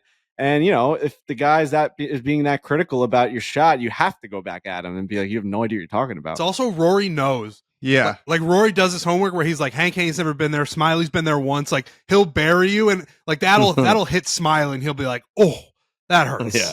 Hank Haney, I can't wait for Hank Haney's response because he is not going to back down. Tiger Woods, I think, won 6 majors with Hank Haney as his swing coach. So something tells me that might be brought up. Smiley too is a little bit on the defensive because he got roasted for his I think it's just left center call on that putt on the 72nd hole, which is also. Again, you're in the moment. You're not, and I know like Colt defended him big time there, being like, and we all know from when we covered the Corn Ferry Tour event last year. But it's like he's like they cut to you for a split second. They're like, "What do you think about this putt?" And he's like, "You didn't walk around, read it, put your feet down, do aim point." He's like, "You literally walked by from 40 yards away, looked over there, and we're like, yeah, I think it's about left center." And then of course Smiley says that they have the perfect view where it's clearly wasn't left center. Rory misses it. It's like the most famous miss putt of the last 20 years. And then Smiley's like the guy that gets roasted for that. So he's a little bit on the defensive and there's a lot at play. But you got to get that right. That's how you separate the greats from the like you got to get that read right. There's people out there that get it right. And if you get it wrong, I get what Colt's saying, but like you're in the position where you have a mic in front of your mouth to get paid to give that call. You know, there's greats and there's people that just don't get it done. I know it's hard, but like that's the position he's put in. Like, since then, Smiley has said my big mistake was like I clearly didn't know how much it broke. I should have just said like this putt moves a little right, Jim, you know, or whatever. Throw it up to the booth, or just be like, I don't have the right angle. Like I'm on the other side of the green. This is a tough one to see. This is not an easy putt. Like that's fine. Just say right. Or you be Paul Azinger and you're like that ball's gonna stop. That ball's stopped. Yeah, I know that ball's gonna stop. Nope, it was actually left center. You know? Right, you just own it, regardless of reality. Ooh, something different. Harder. That ball's That's stopping. Right. I know it's gonna stop for sure. No doubt right, he should have just doubled down. Right. Like if he would have just hit that harder, it is left center. And all right, so he went left center, and this ball's going to stop moving right about now. It's going to go in the hole. Oh, he just missed already marking Rory the ball. Rory wins the U.S. Open at Pinehurst #2. Paul Azinger just living in a completely different reality. After 10 years, he finally breaks the drought. Bryson's up there putting out. Watch this, going to break a little left at the hole. Oh man, dude, the best. All right, phenomenal stuff. So yeah, Rory's back. He seems to be in good spirits. He had a lot of talk at the end about how he's taking the positives from it, and the farther he gets removed, the more that he realizes it was actually a great week, even though he's upset about the finish, whatever. So Rory's back. Scottish Open. He's his defending champion this week. Very fun tournament to watch. You get up, it's on in the morning usually because obviously they're 4 or 5 hours ahead. And you start to get your little appetizer for links golf going into the Open Championship next week. All right, we got some from the gallery. If everybody's geared Before up we and do ready. that, do you guys mind? I have a little thing. Did you guys get this basketball hoop sent to you by Skills by any chance? No. So Skills, we partnered with Skills, and we have a bunch of training aids. They're in Golf Galaxies and Dick's. Oh no, I'm sorry. Yeah, they're in Golf Galaxies and Dick's Sporting Goods, which is combined. You go into the same place. And I got this little basketball hoop, and it just brought me back, man. I mean, you guys all had a little basketball hoop in your house on a wall. I used to have a Knicks one, and I used to back my fucking cousins in and all my friends. We used to play some serious basement basketball games. And now I got one in my little studio here. And it's just like, this isn't even an ad read. We're not even on the show. It's just delightful to have. Do you shoot? Do you shoot more? Or do you dunk? Do you lay Well, up? here's what we're gonna do now. So And every show, I'm gonna take one shot, and we're gonna see how many I can make in. I was gonna say that better be where this is going. Oh yeah. Okay, good. Where are you going to shoot from? You're going to shoot from like right by your microphone there? I'm just gonna turn this bitch around, and I'm just gonna Okay. shoot from right here. I You know like what I'm it. saying? Let's see that gooseneck. Let's see it. What do we think the odds are here that he makes this? I mean, What do Pretty far shot. it looks far and small. Plus I- So shout out to Yeah. Caucasian James. I follow him on Instagram. He does this thing like once a year where he just it's like how X amount of days to make this shot in my apartment. It's so fucking funny. And he'll go like 75 straight days and it's in slow motion. It's the best. Also, how much danger is that Islanders setup in? It's in danger. Yeah, because that's a pretty fragile setup. Okay. This is like a corner. This is like a diagonal shot. This is from the deepest part of the arc right here. This is not an Is, elbow jumper. You're saying this is a All 3-pointer? right, let's see it. Let's make Banks sure we open can here? see here. Banks open? First shot in the history of my skills. The angle we can't quite because your hand's kind of right in the way of the hoop. Yeah, there you go. Perfect. Yeah, there you go. That's money. Here we go. Airball. That was an air ball. I think, That didn't even right? catch rim? Nope. I don't think it did. All right, It was- you got to yeah. improve. Oh for All one. right. Not good. Nothing broke. I wanted to Nothing swish broke. it bad. Like I went for just nothing but net. I could have been more aggressive and went off the bank. All right, we'll just learn. I'll take one shot each It's show. gonna be fun when it goes in. It's gonna be fun when it goes in. It'll be good. You're gonna have to bring that thing on the road now for whenever we do road podcasts. No. I don't know. You I ain't traveling. signed yourself up for something here. It's just all right, fun. Alex, Like I used to love having that shit in my house, and now I finally do. Let's Right. go. If I had one right here, my TV's Shoot right hoops. there. My 55-inch TV, not my 77-inch. If I put a hoop right there, Bro, I've got this. I've got people in the basement right now building a wall, taking out closets, putting up sheetrock to fit this motherfucking TV you got me. hell yeah. I actually Hell yeah. this TV that Trent gave me is so big. It's affecting what couch I buy. so good. You know, like I'm trying to fit this fucking thing inside this basement, and I'm not gonna lose this battle.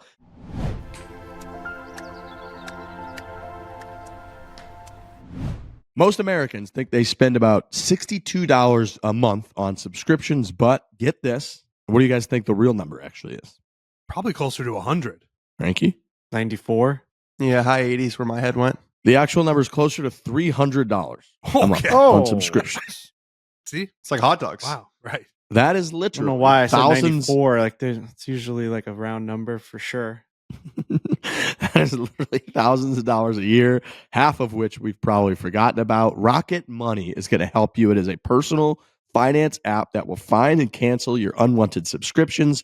It'll monitor your spending and it'll help lower your bills so that you could grow your savings. This has got to be one of the most important apps I've ever downloaded and used. I love this thing. And I think people would be surprised how much money they spend per month just overall. I would say most people don't know that number of how much money they're spending all month long on everything. I think people would think it's way lower, and it's actually way higher. And if you use Rocket Money, it can guide you, and you can start shaving some of that money off. Just used Rocket Money last week. I have a lot of subscriptions, but also I was using my parents back when I was living at their house. I was always on their, like, you know how you can log in with a TV provider. So if their TV subscription has like Max or something like that, I would log in with that.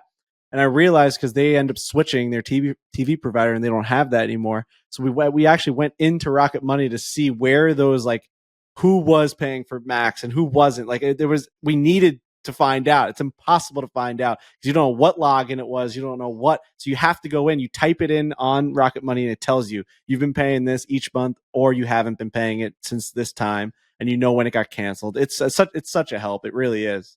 Rocket Money has over 5 million users and has saved a total of $500 million in canceled subscriptions, saving memberships up to $740 a year when using all of the app's features. So stop wasting money on things you don't use. Cancel your unwanted subscriptions by going to rocketmoney.com/Fore. That's rocketmoney.com/Fore. rocketmoney.com/Fore.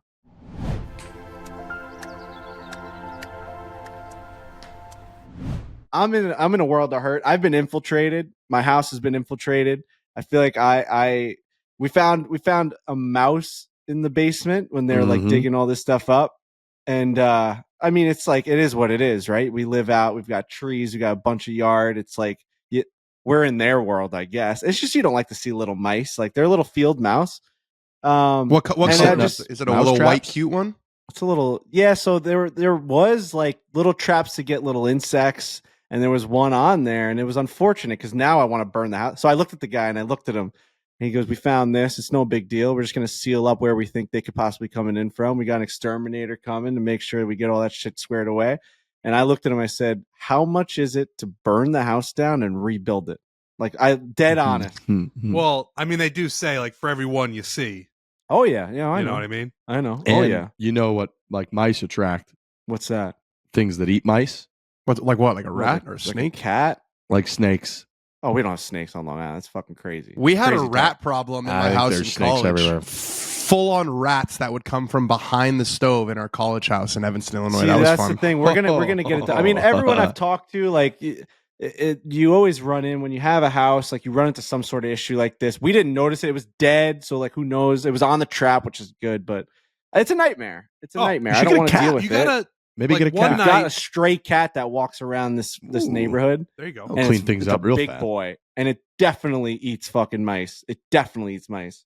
One night I was sitting in this very chair and a rat or a mouse just ran across my apartment, and I just decided that's what it is now. You know, I now potentially You have didn't- a roommate, and Right. I don't know what to do about it. This building. This unit was built in like the 1700s, so you That's just the got to thing. My become house is friends pretty with your newly enemies. renovated, but like it was built in the 1950s. So like there's structural like holes probably in this thing. I don't know. We've been living here for 3 years. We've never seen or heard anything. So I'm hoping it's like a minimal problem. But also when you're ripping up a fucking basement, you're going to find something. Like I looked at the guy when he was ripping up the basement. I'm like, if you find a body in here, don't even fucking tell me. All right? Just take it out the back and just fucking go and don't come back. If I see you not come back tomorrow, I know what happened. But like, if you like, you have no idea. We've ripped up walls, floors, ceilings. Like, what if a fucking head popped out of the fucking ceiling? I have no idea. Right? Like, since 1950, so many psychopaths could have lived in this house. It's 2024. Well, I mean, there's that killer right down the road from you guys. Yep, that's The right. Gilgo guy, that guy's a nightmare. How far are you That from guy's Amityville? Next town, 2 towns over. You ever watch that movie, Amityville Horror? Of course. Yeah, it's a good Of one. course. It is always Long like you're to gonna drive by find the a house. body, People or you're live in gonna it. you're gonna find a body, or you're gonna find a Picasso, and you guys are millionaires. Like whenever you rip stuff up, I was hoping for cash, but we found a fucking mouse. We found Mickey Mouse. A dead one. Oh, Long Island has 13 native snake species, including 11 of 17 indigenous species bro. in New York. The good news is I've none of these never snakes seen a are fucking venomous snake. or poisonous to humans, but they may bite only in self-defense. So I think you're all right. I've never heard of a fucking snake out here, but that would be wild. I think you'll be all right. If I saw a think snake you'll in be the all right. house, I'm burning it down. If a snake's Yeah, then slithering in it's- Long Island, I'm burning it down because that's the devil's here. The devil has entered the home, and you can't. I don't have you the can't snake get it thing. back. I really don't. Snakes don't bother me at all. Spiders, Bro. spiders are the worst. Tell me you wouldn't. I would jump out of the window if a snake slithered in my bed. Like if it Well, touched my you're- leg. That's, I mean, anything in my bed that's like not me. Yeah, I'm I pretty agree with freaked that. out by. Anything, But anything that's not the supposed to be snake there. thing, like that's, I just don't have that part of me where I like will scream like a little girl. Spiders, I see any size spider and I am screaming.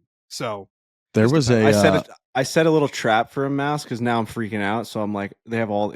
Also, it must be a problem because all of Lowe's has a whole wall of these fucking things. Like to murder these things, it's wild. It's like going to a gun store and picking out a fucking weapon. You can It's go crazy. into your Lowe's. You can go into your local Lowe's and find out what kind of problems you got in that region because whatever they're Oh, heavily yeah. stocked on, that is not good, dude. So they have these things, and like it literally says on the box to find a more humane option.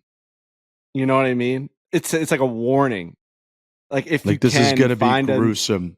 What just like happens find here? another like a more humane option to dispose of this like mouse if you like catch it, because it's like getting stuck to it and it could still be alive, and it's I guess it's a government issued thing that they have to put it on there, but it's tough, man. But there's a couple things that I've researched that you can get rid of the problem pretty quick. One of them being like you just like nuke your house. I don't know, but I'm not doing that with one mouse. I'm gonna get so many responses being like I'm such a pussy. But what about just pest control? Can't you just have pest control come by like we got once a guy. a quarter or something? We got a guy. Yeah. I think that's what happened. I think the old owners had a guy. He comes once a year. He goes in the basement. This motherfucker didn't tell us though. I'm gonna have a real conversation with him because he put up traps and caught one. So it's like he knew and it worked, which is good. But like you gotta communicate with me. Or he was doing us a favor and he's like, they don't want to know what's going on here. They don't want to know the horrors I've seen at this house for 30 years. All right. It is what it is. Well, it is what it is. Good luck. Godspeed. Yeah. All right, I got from the closest gallery. to the pin. Oh, we're doing from the gallery. Ooh, let's do closest to the pin. Let's do closest to the pin. We haven't done closest to the pin in a while since the break. I've got closest to the pin. We probably got quite a few updates. Turn that camera on, Gravy Boy. Whoa! There he is. Whoa! Ooh. So the last. Oh, Dan left. He'll come back. Wonder why he left. Weird choice. Right. So the last. Did you eat any gravy this last week? What about 4th of July? Did you have any gravy? No gravy for 4th of July. I was actually pretty Chili? disappointed, but no, just a bunch of hot dogs and just hot dogs. Hot dogs, some steak, some. I read burgers. something that said the average American eats 75 hot dogs a year, and that blew my mind. That can't be correct, right? I would say I bet I eat 15 hot dogs a year. Right, but then you we go got to through be the on list, the higher bro. end of like hot dog eaters, right? Then you go through and you like really go back. We eat a decent amount of hot dogs, right? You go to a barbecue, you have 3 or 4 hot dogs right there. You know, you're automatically having 3 or 4 hot dogs. You go to the Turn at Colonial Springs. I'm having a hot dog. I've had 3 or 4 hot dogs at Colonial this year alone. You go to a Yankee game. You go to a ball game. I had 2 hot dogs at the in Chicago at the you think you're hitting 75? No. Okay. No. You might Some be the way you're people talking eat about hot your dogs hot for dog dinner consumption. though. Yeah, that's the thing. I'm not making them at home. I'm not, I don't make hot dogs at home. I had this argument with my family, with Hannah and her family, and they go, "Yeah, Grandma eats 6 hot dogs a week." I'm like, "What are you talking about?" They're like, she loves fucking boiling hot dogs. I'm just like, that's fucking nuts. We used to do that a lot as a kid. Like, I think my number of hot dogs have gone down as I've grown up. As a kid, we would boil hot dogs constantly. So I was probably eating 150 hot dogs a year. They said she maybe eats like 50 hot dogs, 60 hot dogs a year. She's having a couple a week. I'm like, that's fucking nuts. That's a crazy number of hot dogs. Damn, I wish I would have counted. Next year, I'm counting my hot dogs. Average amount of hot dogs consumed per person. 70 hot dogs per person. That's too many. It's too many. Hot dogs are served in 95% of homes in the United States. What? I'm not denying hot dogs' popularity. I'm saying there's no way I eat 70 hot dogs a year. The Hot Dog Council estimates that Americans consume 20 billion hot dogs a year. This would have been a great fucking closest to the pin, by the way. There's just no way that's true. Like, I don't know, dude. I bet like some of those like festivals or fairs, they cook up thousands of hot dogs. I mean, think about one barbecue. You're making a ton. If you have 20 people over, you're making 35, 40 hot dogs minimum. I know I don't eat 70 hot dogs. Same. I think I have no more than 30 hot dogs a year. No, on more. The high end. I would say too, like people probably the target for this is our kind of people, Trent. Like I think in the Midwest. Oh, I thought you meant golfers. Well, golfers a big one at the Turn. Everybody has a hot dog, but like in general in the Midwest, like people are doing cookouts in backyard, fucking whatever, having dozens of hot dogs are there. With the number of 75 being the average, you got to have people below and you got to have people above. Gary Ryan's sitting at probably 300. Below. So he's pulling up. Pulling up a lot of people with his number. How many hot dogs? I mean? How many hot dogs does Gary Ryan have a year? 300.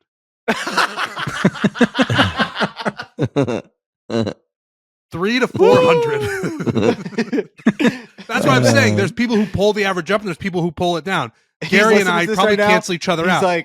He's listening to this right now. He's listening to 75. He goes, bump it up. He's eating a hot dog and saying, bump it up, bump it up.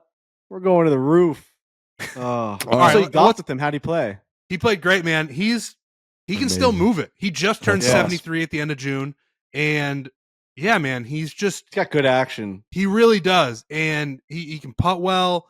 he gets mad at his wedges, but he can still hit it 260. Like, Oh, we played He's Twin literally my Pines. father. He's just like Don, my father-in-law. It's crazy. They got this. Like, They got the same body type. same game. Like, it's unbelievable. Yeah, Gary just punishes the drive, and then he's got a pretty good wedge game, or not a good wedge game, good iron game, decent wedge game, good putter. Yeah, we played Twin Pines in Cedar Rapids, and it was a ball. He still loves it, and he plays a lot, a couple times a week. When they go down to Arizona, he's playing a lot. So Couple hot dogs, couple smash drives. That's the Gary Ryan experience. Yep. All right, Dan or Alex, give us an update. Yep. All right. So the last episode we got to catch up on was from 4th of July week. We had, first question was global population on July 4th, 1776, which what were the guesses? I was shocked. So the guesses, we had Riggs at 400 mil, Frankie 900, Trent 1.2 billion, Dan 2.5 billion. I had 1.9 billion, and it was 2.5 million. Wait. That's not right. So like, wait. I mean, I will send you the link right now. Okay, bro, 2.5 million? No, the population of the world, bro. Hold on. Alex is looking around. So I guessed 1.2 billion. Yeah. He's off by a zero. It's probably 2.5 billion. No, I think he looked up America. Yeah, I did. But even then, even then. Oh, even then, right. That's right. I like 1776, 2.5 million people over here.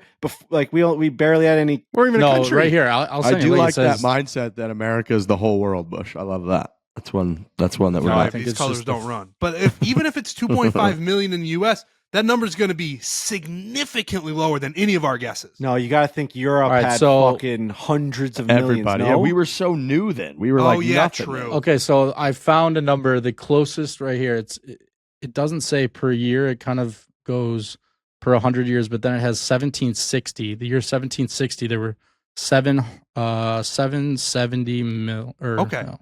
Yeah, 770 All million. right, let's take that one. That's about right. 770 million. That's about right. Who wins that? Probably I was pretty close to that. So Riggs had 400. Frankie had 900. So come on, Frankie would win that. No way. Yep. Riggs would win that. No. He was 300. Frankie would only be 130 million off, Yep. and Riggs would be like 370. Fuck off. That's so close. All right, it's a win. That's a great. That's only 2 million people. I mean, Long Island has fucking 9 million now. Think about that whole country in 1776 had 2 million. Okay, so second question was the total goals in the Copa America semifinal on the 4th in Houston, which was Argentina, Ecuador. We had a 1-1 tie with PKs, I'm guessing, Dan? Yeah, so then it would be 2-1, no? Muted. Which is all right for the podcast, I guess. Oh, Dan, you there? Dan, you're muted. Dan, you're muted. It's an audio show. Yeah, it was PKs, but I don't think that's official. It's not officially 2-1. I think it's just 1-1 and the team advances in PKs. I've noticed that and about then soccer PKs, because yeah. hockey, obviously, they don't count the goal. Like when it goes to shootout, they won't count the guy who scores the game-winning goal in the shootout, but they'll award the goal. So it's actually like it's a ghost goal. Well, isn't that what 3 plus 3 equals 7 is? Yeah, right, exactly. No, that's not right. It's not? Yeah, it is. No. That's the exact same thing, because if they get to a tie game, it's guaranteed to be 7 goals. Yeah, but that's not what I'm saying. I don't know what But that's what you're describing, That's what though. it was. No, it's not. I'm saying in a hockey shootout, when like if the Islanders are 1-1 going into a shootout, they'll win 2-1, but they won't award the goal to anyone. Like there's no stat sheet for a goal scorer. Oh, you're saying the guy doesn't get the goal. Yeah, Right. that's what I'm saying. But what you're saying is completely Yeah, different. because there's several goals. Well, Sometimes. no, but I think that's the same concept here, because I think that in soccer, they don't consider that 3 total goals in the game. In hockey, they would consider that 3 total goals in the game. Yes, there is a difference. In 3 plus soccer, 3 equals that 7 is officially not goes what down we're as a talking about. draw. I want everyone to admit that they were wrong there. 3 plus when Elio tweets 3 plus 3 equals 7, he's just looking for when it's a 3-2 game, that team that's down 3-2 to score the goal, and he can celebrate. He doesn't even have to wait for the 7th goal. That's eventually going to come in overtime. That's all I'm saying. But 3 plus 3. But what we're saying is if that game goes to shootout, that doesn't end as a 3-3 game and the number was 6. That ends as a 4-3 game and the number was 7. In soccer, they don't do it that way. They do it as right, it just but stays Trent as what asked won. me after I did the shootout reference in hockey, and I was saying that it's a ghost goal, and you said that that's what 3 + 3 = 7 is. I just want everyone to recognize that was I want to incorrect. talk about this for a couple more minutes if we can. Okay, go ahead. Let's move on to the next one. There has to be an ability to lose an argument on this show. There has to be. Go ahead, Alex. So the total goals there would be 2, and the closest were Frankie and Dan with 3. Thank you. So they both got that. Rack it up, Okay. bitch. Let's go. Keep it rolling. Money earned by Jordan Spieth at the John Deere, Oh, $64,200. Ooh. fuck. Closest Not was good. Riggs. We all were in the hundreds. So That's closest was horrible. Riggs with What's wrong with that guy? 185K. Dude, did you guys see on Saturday? He had it wrong going. with He him? was like 8 under through 12, and then he just freaked out over a wedge shot out of nowhere, and it just derailed the rest of the round. Like, just freaked out. He was like 8 under through 11 holes, and I don't know what's going on there. And then also the PGA Tour was tweeting out like all week that people were like one off. Like they said at one point, one off the lead for Jordan Spieth, and there was so much golf to be played. They were really trying to get people to think that this guy was gonna do something. It was also one of the drumming tournaments it where it up. was like 26 under par, and so he was tied for the lead on Saturday because the leaders hadn't even teed off yet. Yeah, they And hadn't it's like even they're going teed to off. shoot 7 under. So There it's also like, was a point, and I don't know if it was this week. I think it was 2 weeks ago. Kisner didn't play this week, right? I don't think he did. 2 I'm not weeks even ago, 100% sure. He might have. he teed off in the morning on Thursday and had like a couple birdies, and they tweeted out, the PGA Tour tweeted out 2 off the lead, and it was a picture of Kiz with his huge sunglasses on, I like saw that. staring out. And every comment was like, there are 9 golfers on the course right now, and it's Thursday. Like, this is insane. I like it. He We do that was- for Tiger. He was 2 off the lead though. Yeah, we do. It's Yeah, true. just He weird to see it coming from the league. Kids played and missed the Leagues cut. are getting into the mix. PGA Tour especially. They're really ramping up their social media. Okay, last one. John Deere Classic TV viewers during the final round. This one's kind of wild. It was Trent through the roof. Huge Trent number. was the one who said 2.1 mil. Yeah. And it was 2.1 mil. Wow. Wow. So obviously, like the specific numbers doesn't count, but I think I know the deer. Obviously, If there's something I know, Yes. it's the deer. And how many Wow. people are Deer going to number watch right the deer? there. That's got to be way up from last year. it was the highest since 2015, which makes TV ratings I'm done trying to make sense of. Davis Thompson romps the field. Everyone else like 5 shots back does a huge number. Huge. Why was anybody watching? Great golf tournament. A lot of people were watching. A lot of people were watching it, Riggs. All right, so I get 2 points there. yeah. So now we have total standings here. We have pretty much a fight for second. Trent has 43. I have 30, and the rest of you have 29. All right. All 3 of us right. have 29. Yeah. Okay. Dialing back, slowly chipping away. All right, here we go. Sunday. This Sunday, huge football day. Not saying soccer, we're saying football. Euro final and Copa America final, same day. You guys all need to make plans. I know you're going to be locked in all day on Sunday. Total goals, those 2 games. 2 games, total goals. 2 games, total goals. After that 1-1 game. I don't know. We know Argentina's in the final, and we know Spain is in the final. And so Argentina's playing either Uruguay or Colombia, Who? and Spain's playing Uruguay. England or Netherlands. Uruguay. What? What is Uruguay? That's Uruguay. Oh, Really? Okay. Second one. Hold on. Oh, Dan. sorry. Trent Ryan 7. Dan Wow, Rappaport that'd be 4. sick. Alex 5. Frankie 6. Oh, Riggs let's 4. go. Okay. Number 2, Rory McIlroy making his long-awaited return to professional golf. What does he shoot on Friday in the Genesis Scottish Open? What's the par out there? Shoot on Friday. It's a good question. Relative to Find out par right or his now. number? No number. Let's find out what the par is. Oh, I just sent that. I almost sent that to Nick Hamilton because he was texting me. He would have been like, what the hell? An invisible ink number to him. Because it's so specific. It can't even be a mistake, you know? Right. Like it's not a butt text. It's like it's an invisible number. He'd be like, what the fuck is this, dude? Par is 70. Oh, shit. Yeah, oh well. Too late. All right. Frankie 67. Riggs 67. Alex 66.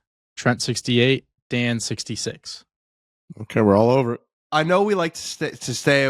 Oh no, you guys aren't going to like this question. We like to stay away from politics. Okay. Uh-oh. Okay. It's a yes or no question. Do we hate those also? Do you want me to? Should I Yes think or of a new no's are one? tough. Will Joe Biden survive until the election?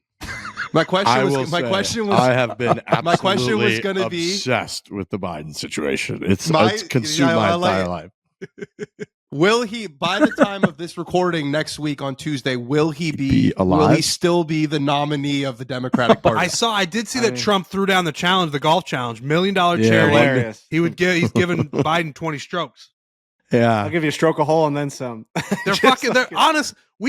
Athletes. Everybody's coming to our world. You know what I mean? Just the presidential candidates are like, They make let's do a video YouTube of charity golf. match. That's golf. crazy. It's like just leave it to Right. us. Bryson and Grant Horvat on the bag for each candidate. It's just you can't like the whole world's getting involved. Now, obviously, that match, that would be an incredible one. But like everybody's goes, getting into the YouTube golf space. He goes, I'll give him 10 strokes aside, 10 strokes aside. That's 20 strokes if you're not a big golf guy out there. Is what he said. I don't really like yes or no's, but No, you can't Someone's be- going to get 2 points.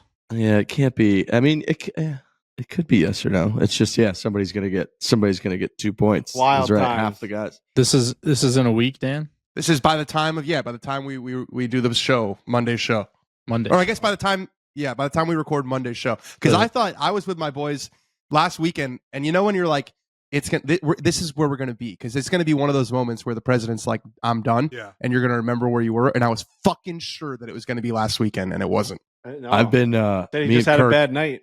Me and Kirk have been obsessed with this. We've been talking about it every day. It's just been I mean, it's a scene right now. It's one of the wildest things that's ever happened in the history of our country. What we're watching right now. It's fucking nuts. I mean, they're like he's going on what he thinks are fluffer interviews, and they're just destroying him, and they're trying to expose him. Dude, we got what me and Kirk were saying the other day is when we get to the point, whether it's 6 months from now or 2 years from now, when the people that are on the inside of this whole thing start writing books and do it, like the shit that's going to come out about what was going on during this time is going to be the wildest thing that's happened in our Crazy. lifetime when it comes to politics. I mean, it is unimaginable what's happening. We had that same thing a couple years ago when Trump got elected. It was like once the people who get out of here, and the people have written a lot of books, and then we got There's like it's just- 50 of the them, thing yeah. I don't like about this reality that we're living in just appears to be getting crazier and crazier, and at some point that's not going to work, and I don't know what happens then. Dude, there was a strong belief after Trump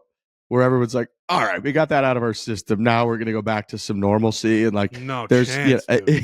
it's getting wilder It's and just wilder. going to You get crazier and crazier until like the Earth spins off its axis and we all die. Dude, I can't help it. I've got cable news on every TV in my house for Bad. the last. I can't. I week actually, straight. I've done I'm the just- opposite. I'm Oh, out. I'm out. I'm I know it's consumed by very it. interesting, but it's also like it's fucking depressing. I've got every channel. I like feel bad for the guy in like a weird way because he has been a lifelong politician that his dream was to be the president of the United States and be like the top of the world and be the supreme like power country and be the leader of that. And then you're finally there and you just are not like, he's not there. You know what I mean? Like to finally make it, to finally be like, you're in the fucking seat. And you're just gone, dude. He doesn't even know Dude, he's there. It's like it's I almost feel horrible. mean. For him. Honestly, feel horrible for him. It's I also mean. like The clips. There's no one. Anyone- the clips. There's no one on earth who speaks where you are more on pins and needles the entire time than when he speaks. You are just the second he starts. At any given moment, he could derail. He could forget where he is. He could stop. And when he starts a sentence and then he finishes it in a decent amount of time and on the same thought that he was on at the beginning, you're like, whoa, all right. That And that's was, the that was president. incredible that Well, he just did that. I mean, not to be the lib on the show, but the other side's not that great either. Not Like, at all. That Not guy at is all. No, but he's- psychotic. Dude, Yeah, but he could at least like speak. It's Is what funny. I'm saying. He can speak, but it's in ways where it's like it's pretty much a jukebox at this point. the wildest thing is like everyone's like Biden had the worst debate performance in history, and like Trump probably had like the second worst debate performance in history. No, but he just yeah, happened to never be- addressed a question, no policy. Like fuck, we got it is one in the dead world, guy and best a guy ever. one guy who doesn't have policies. incredible. It's been incredible to watch. Wild. I've been I cut my teeth here. You know, originally doing politics at Barstool Oh, yeah. Sports. I'm not necessarily a policy guy. Elections are my jam. I'm obsessed with elections. I just think the entire concept of like a grown, accomplished adult surrounded by a bunch of other grown, accomplished adults going against another adult and like saying I'm the best, and then all of them being like, our guy is the best, and then this other guy is fucking horrible and wants to ruin the world is such an outrageous concept. And then the fact that you've got it with all the media that you've got now, and that we've got these two up there, which are both in their own right, just preposterous. It's consumed me the last week and a half. I can't get enough of it. It's great. Being president seems like a nightmare. That whole, even like, it's just the people that want it are the worst, and the people, and when you get it, it's the worst. Yeah, it's wild. All right, last one. Hold on, real quick, Dan. Answers. Oh wait, we need Riggs and Trent's answers. Sorry. Oh, I'm sorry. What? This is yes or no? Yes or no? I do just keep waiting for it to come across my desk, as Frankie says, that like President Biden steps down as like that is. You're right. That's going to be a where were you moment. I was really sure it was going to be last weekend. We got Dan with no. The rest of us, yes. Bunch of libs on this show. I don't know if that makes sense. What does that have to do with it? That doesn't even make sense. No, I think very that liberal. He's just not gonna succumb to this, and it's gonna get even worse. It's gonna be chaos the longer this drags on. How about like even Pelosi's? Do you see Pelosi's quotes from today, where they're asking her like directly, like, would you support the president like continuing forward? And she's like, I'm gonna wait until the president makes a decision. And they're like, no, like he's put out like many statements being like, this is my decision. I'm like staying in the race. She's like, I'm gonna wait until he makes his decision. You're like, what are you talking about? Oh, it's great. Wow. It's been great. I can't Wild wait to get back to it. As soon as we're done recording, I'm throwing that shit on every channel in my house. Getting in a bunker. I love it. It's great. All right, last one. John Rahm. You know, there's all this talk about how shit he's been in the majors, which is fair. He's gone miscut, or tied for 45th in his Masters title defense, miscut, and then withdrew. Didn't even play in the U.S. Open. He finished third in Nashville the week after, which is kind of bizarre. They're playing on home soil, so he doesn't get to do the National Opens anymore. Or maybe he will get to play in the Spanish Open. I don't know when that is, but he's playing the Live Golf. Is at Valderrama this week, which is the best golf course in Spain. You know, he's going to feel a lot of. He's got to do. He needs to perform. It's been a down year so far. What is his finishing position at Live Golf Valderrama? I'm in there. Really? It's funny, like all this talk about how bad he's been this year, and it's true in the majors. He's second in the Live standings. Just play well, but like I don't know what that means. All right. Frankie Borelli third, Trent first, Dan fourth, Alex sixth, Riggs second. Oh, we got it painted. 1 through 6. Someone's winning. Yeah. Unless he just shits the bed. Winning. Wow. All right. That's it, right? That's close to the pin. Yeah.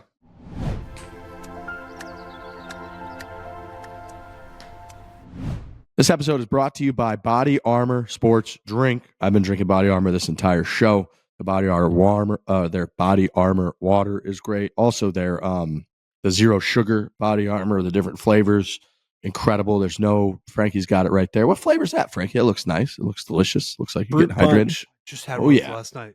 I got a lemon lime is great. Fruit punch is great. You've got Alex Morgan on your water bottle there, Riggs. They got a new collaboration. I like Alex Morgan.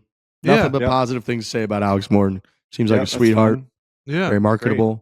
She's on the bottle. That's probably why she's on the bottle. Very marketable. Yeah, the zero sugar flavors are phenomenal. Genuinely. Orange is good. Fruit punch is good. Lemon lime is good. I've got them all over my apartment. Little USA colors on this thing. This is nice. No artificial crap in there, which is what you're trying to avoid. Real hydration, real ingredients, electrolytes, vitamins. Body Armor Sports Drink has all your hydration needs covered. Sports drink, light, zero sugar, Flash IV, and of course, sport water. Body Armor is great for the golf course. It is really hot pretty much everywhere right now. You're out there for 4 or 5 hours. If you count the range, if you count the entire saga of trying to get a golf round in. And again, it's just hot. You got to stay hydrated. That's one of the most important things you could do for your health, to feel good, be able to play, be able to just exist throughout the entire day. You got to stay hydrated. Body Armor's got you covered. Head on over to the Body Armor store on Amazon. That is the Body Armor store on Amazon.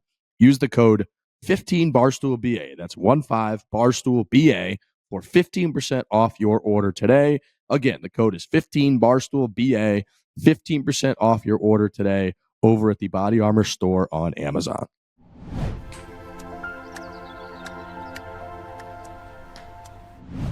That's a show. I think that's a show. Long one. We can wait. We can do From the Gallery next week. We got plenty of them, but yeah, long show, hell of a show. New innovation on this show with the clips. That's something to look forward to, everyone. Yeah, new era. I really do think it worked. I like having. We're allowed to use those because it's pressers. We don't fully know. That was kind of what me and Bush talked about beforehand. I was like, those are clips captured by the media in like a press conference setting. So I think those have to be usable. Yeah, I think we're using audio only you're good to go. So what are you going to do for the YouTube? Just put a picture up or something? No, you guys will be on screen reacting, and we'll just play the audio. Got it. Wow. Like, let's say we want to pull up a YouTube clip or something. Are we able to do that if we're commentating over it? Yeah, I think we should be able to. It depends on what it is. Right, if it's not a song or something. Yeah. I like clip show. No music, yeah. It's a clip show. That's fun being able to react in real time to those clips. Oh, it's nice. Pause it. It's nice. I like that.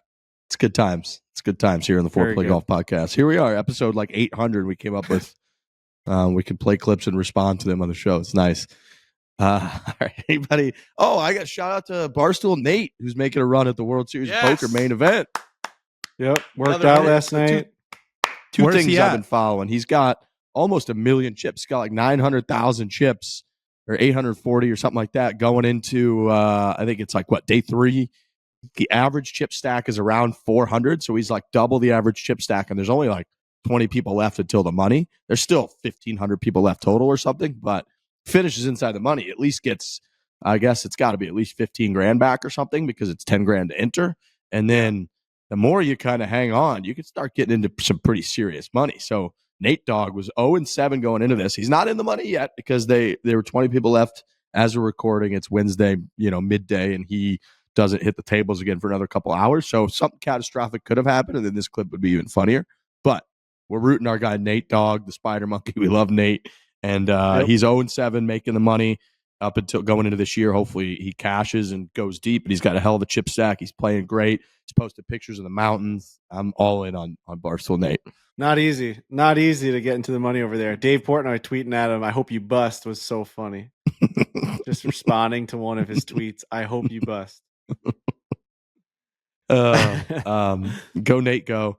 All right, everybody have a delightful weekend. We'll be back next week, which will be our boy Jonesy's wedding week. So we got another foreplay wedding coming on the horizon. I'm off to Scotland on Sunday. Oh, wow, yeah, that's right. We got the Open Championship. We'll be that's right. How far behind are we? 6 hours, 5 hours from the Open? I always forget. Well, I think it's 5 hours to the East Coast. Yeah. Okay, so 8. I don't know. Is Phoenix on West Coast time right now? What time is it right now? Is it 10 or is we're it, way is it behind? 10:50 or 3 hours 9:50? behind East Coast time. Oh, yeah. So you're 8 hours behind. Yeah. Well, safe travels, Dan. Next time we do the show, you'll be in Scotland. That's fun.